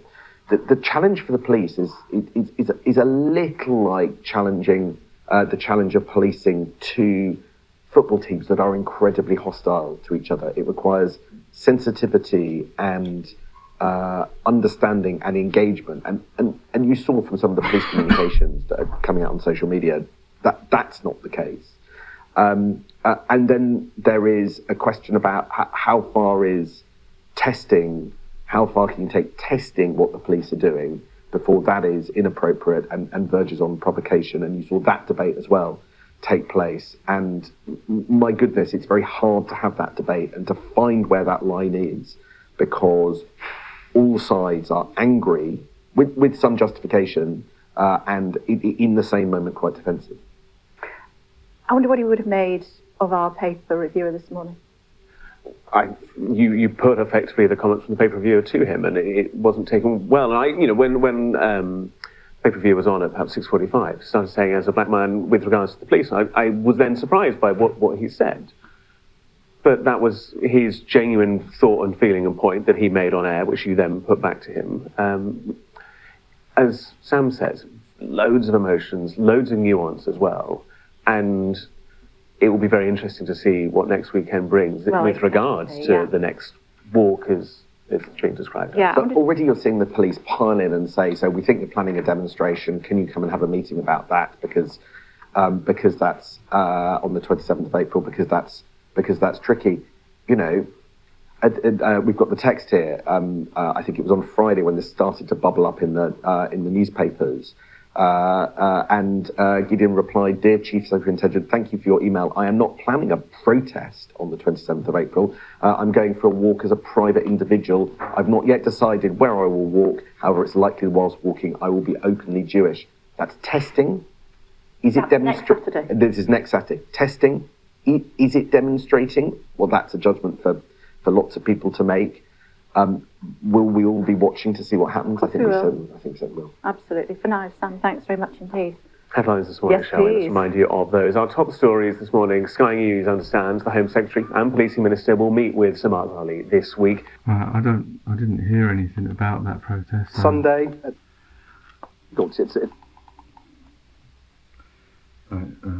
So I don't know if anything happened. Here's the next one about these bodies being found. Just trying to get in place. They conclude it's with more force. An hours-long standoff brought to an end like this. But they know it will likely bubble up again. A campus and a country braced for more unrest. Martha Kellner, Sky News, Los Angeles. Protest at the university. Well, our international affairs editor Dominic Waghorn is here, joining us live from Jerusalem. The United States also very interested in what is happening with some of the battalions of the IDF. Yes, so what is expected to happen in the next hours, a few hours or days, is the American government is expected, and it's slightly unclear as to whether they're going to do this or not, but we have it on strong authority that they are going to apply the Leahy laws. Now, those laws they basically prohibit the American government from providing assistance to the military units of a foreign security force who are suspected of violating human rights, but also whose government have done nothing to stop them doing that. And very controversially, for the first time, as I say, they are expected, the American government, to apply those laws to a notorious battalion in the Israeli army. This is what the story is all about, Kay. If the mansions of this West Bank village look surprisingly grand, that's because Jilijilia is where Palestinian Americans return to build their dream homes. Like Omar Assad, who came back after 45 years in America. His retirement here, though, was cut brutally short. Marawi Mahmoud was there the night Omar died. They took us down from the car and pushed me by the head. The soldier was standing there and put an M16 in my head and said, "Now I will shoot you." Omar was lying tied up next to him. When the soldiers had gone, he realized he was dead. I took his jacket off. I checked, there is no pulse. I shouted, "Omar, Omar." Palestinian doctors say Omar died in freezing temperatures of a stress-induced heart attack. An Israeli military report condemned the soldiers' moral failure and poor decision-making. The unit was the Netzach Yehuda Battalion, set up to help ultra-Orthodox Jews serve in the army. It mixes religion and soldiering. But it has become notorious, implicated in one case of alleged abuse of Palestinians after another, many of which its soldiers have filmed on their own phones. What happened to Omar Assad in this village is far from a one-off. The Netzach Yehuda Battalion is accused of numerous gross human rights violations across the West Bank, from unlawful killings of Palestinians, torture, sexual assault, and electrocution of their victims. The US government's expected to cut assistance to the Netzach Yehuda battalion, the first such move against any Israeli military unit. Israel says that's absurd. Its defense minister showing solidarity with the battalion soldiers this week. No one in the world can lecture us on values or morals. But one organisation of ex-soldiers opposed to the occupation says the Israeli government knows this could be just the beginning of action against its military. They understand that this might open the Pandora's box of what the occupation really is and how it looks like to occupy millions with the military. And if that Pandora's box will be opened, and it is starting to open in recent months, I think they're terrified of the possible results. In Georgia, Omar's widow welcomes reports America will act against the soldiers she believes killed her husband, but says she wants justice too. God willing, it will be good if they do this, but also punish them like what they did with him, arrest them and fire them from work. What happened in this small village has led to a potentially major moment in US-Israeli relations, and a sign perhaps of what's to come. Just before I let you go, Dominic, what's going on with this mass grave at a hospital in Khan Yunis? 283 bodies discovered? Yes, well, there's a huge row going on about that, Kay. The Israelis say they've looked into it and they don't feel the Israeli military has done anything wrong.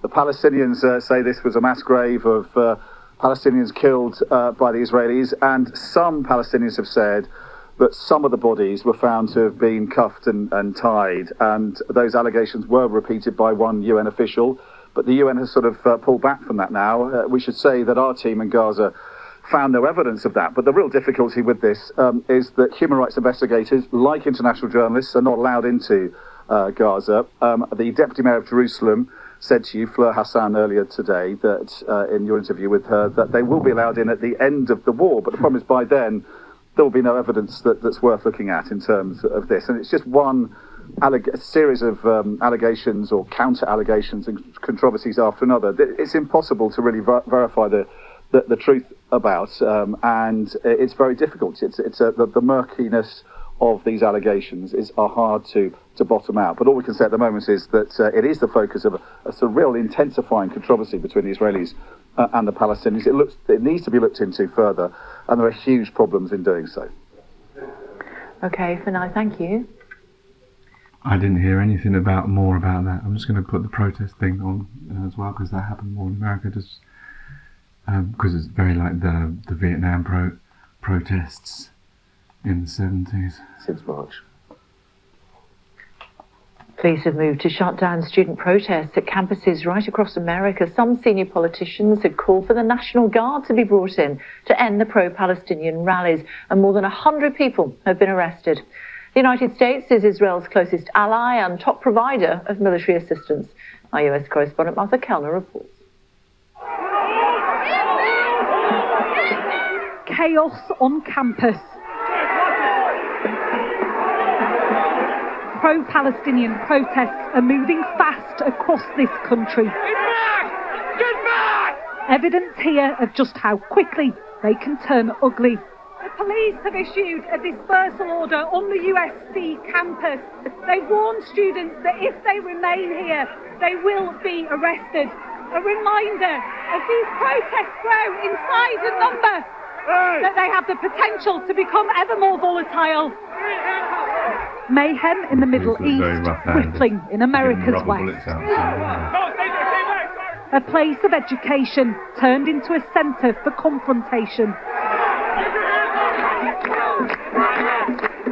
They've been told by the police to leave, but a hardcore remain. And you're prepared to be arrested? Why do you feel so passionately about being here, even though the police are telling you to leave? Because we know that we're on the right side of this right now, and if we're not going to do it, who is? Are you scared? No. I think that the children in Gaza are more scared than I am. On their arms, they scribble the number of a helpline to call from prison. One by one, they're cuffed and carted off. Dozens in total, and many more across this country. Their peers chant and support. Students here say they have two core aims. A demand that their university cuts all financial ties with Israel and that their country stops sending them weapons. The light may be fading here, but the intensity of feeling certainly isn't. The police working out just how to break up these protests. They conclude it's with more force. An hours-long standoff brought to an end like this, but they know it will likely bubble up again. A campus and a country braced for more unrest. Martha Yeah, so that was the same bit I played before. So yeah, they did disperse them in the end. And I know, like, the thing is, people look at protests as disruption, as negative, because that's the way we've been, we look at things, because we all should be compliant and not seeking conflict. But the thing is, like, I guess the problem is like, if you see that, you know, the atrocities that are going on, you know, take away the tags and just see that in Gaza, the situation, you don't have to be, you know, affiliated with anything to see that people are, you know, suffering and dying. I mean, I know this happens around the world, so it's not just this one place. It should be about all human beings, and this is why, to me, this is like a band-aid argument. The real thing is that our system and our man-made constructs that puts us in this, you know, dividing us all up and all that kind of stuff, that is the bigger issue that we all should be looking at to solve the whole problem. But yeah, obviously people feel passionate about it, and they protest because they know if they write a letter, nothing will get done. So their only hope, as in the same with the suffragettes and the same with apartheid marches and all the sort of, and the Irish troubles and all that kind of thing, is standing up and being seen. And so that's why I'm not talking about terrorist activity or anything like that, but protesting peacefully. Yeah, I know that they're refusing to go, and, you know, they're living in tents and they're gluing themselves to things. But then, you know, and yeah, obviously it's easy to say, oh, look how bad they are doing that. But then again, if it wasn't for Emily Pankhurst and the suffragettes chaining themselves and throwing themselves in front of horses, how long it would have, it still took time after that for them to get the vote. Unfortunately, sometimes we have to stand up. At least we can say that we stood up against what we knew to be wrong. And if it gets us arrested, and if it gets people to think that, oh, why don't you just, you know, what? Why don't you just what? Why don't you just close your eyes and go to bed and pretend it's not happening to other human beings, that you're brothers and sisters? That's the better option. Right, so that's sorry, I got a bit of a cough. That's the last one. Finally got through the mega backlog. Hopefully there won't be so long after this. But yeah, different range of different stories, but the combination of all of them is that, well, the way human beings are, I guess that's an example, a historical example of still in the 21st century, how humans are, how petty they are, how we only want to solve the surface problem rather than the root cause issue, which is, in my view, the way we see each other and ourselves, the way we see our existence, our free existence, that with everything around us that was free, that we've labelled and want to possess. And that's, to me, an old way of looking at things, whereas we should be looking at new ways, in the sense that we should be finding ways to work together, not just thinking about, oh, how can I dominate, how can I govern this set of people and be bigger than the other set of people. We should realise that we're all one, which is true intrinsically. We've all been given this free opportunity to live with all this abundance and all this greatness that we could do together, and which is we're failing to do by dividing ourselves up and thinking of possession and greed and money and these man-made constructs that came about years before we had this awakening of how we should. We're all human beings, brothers and sisters. So why shouldn't we look that way? Why should we want to diminish ourselves? Because what happens by doing that is the system that we live in, where there's suffering and fighting and unnecessary things. Take care, take it easy, God bless, and peace.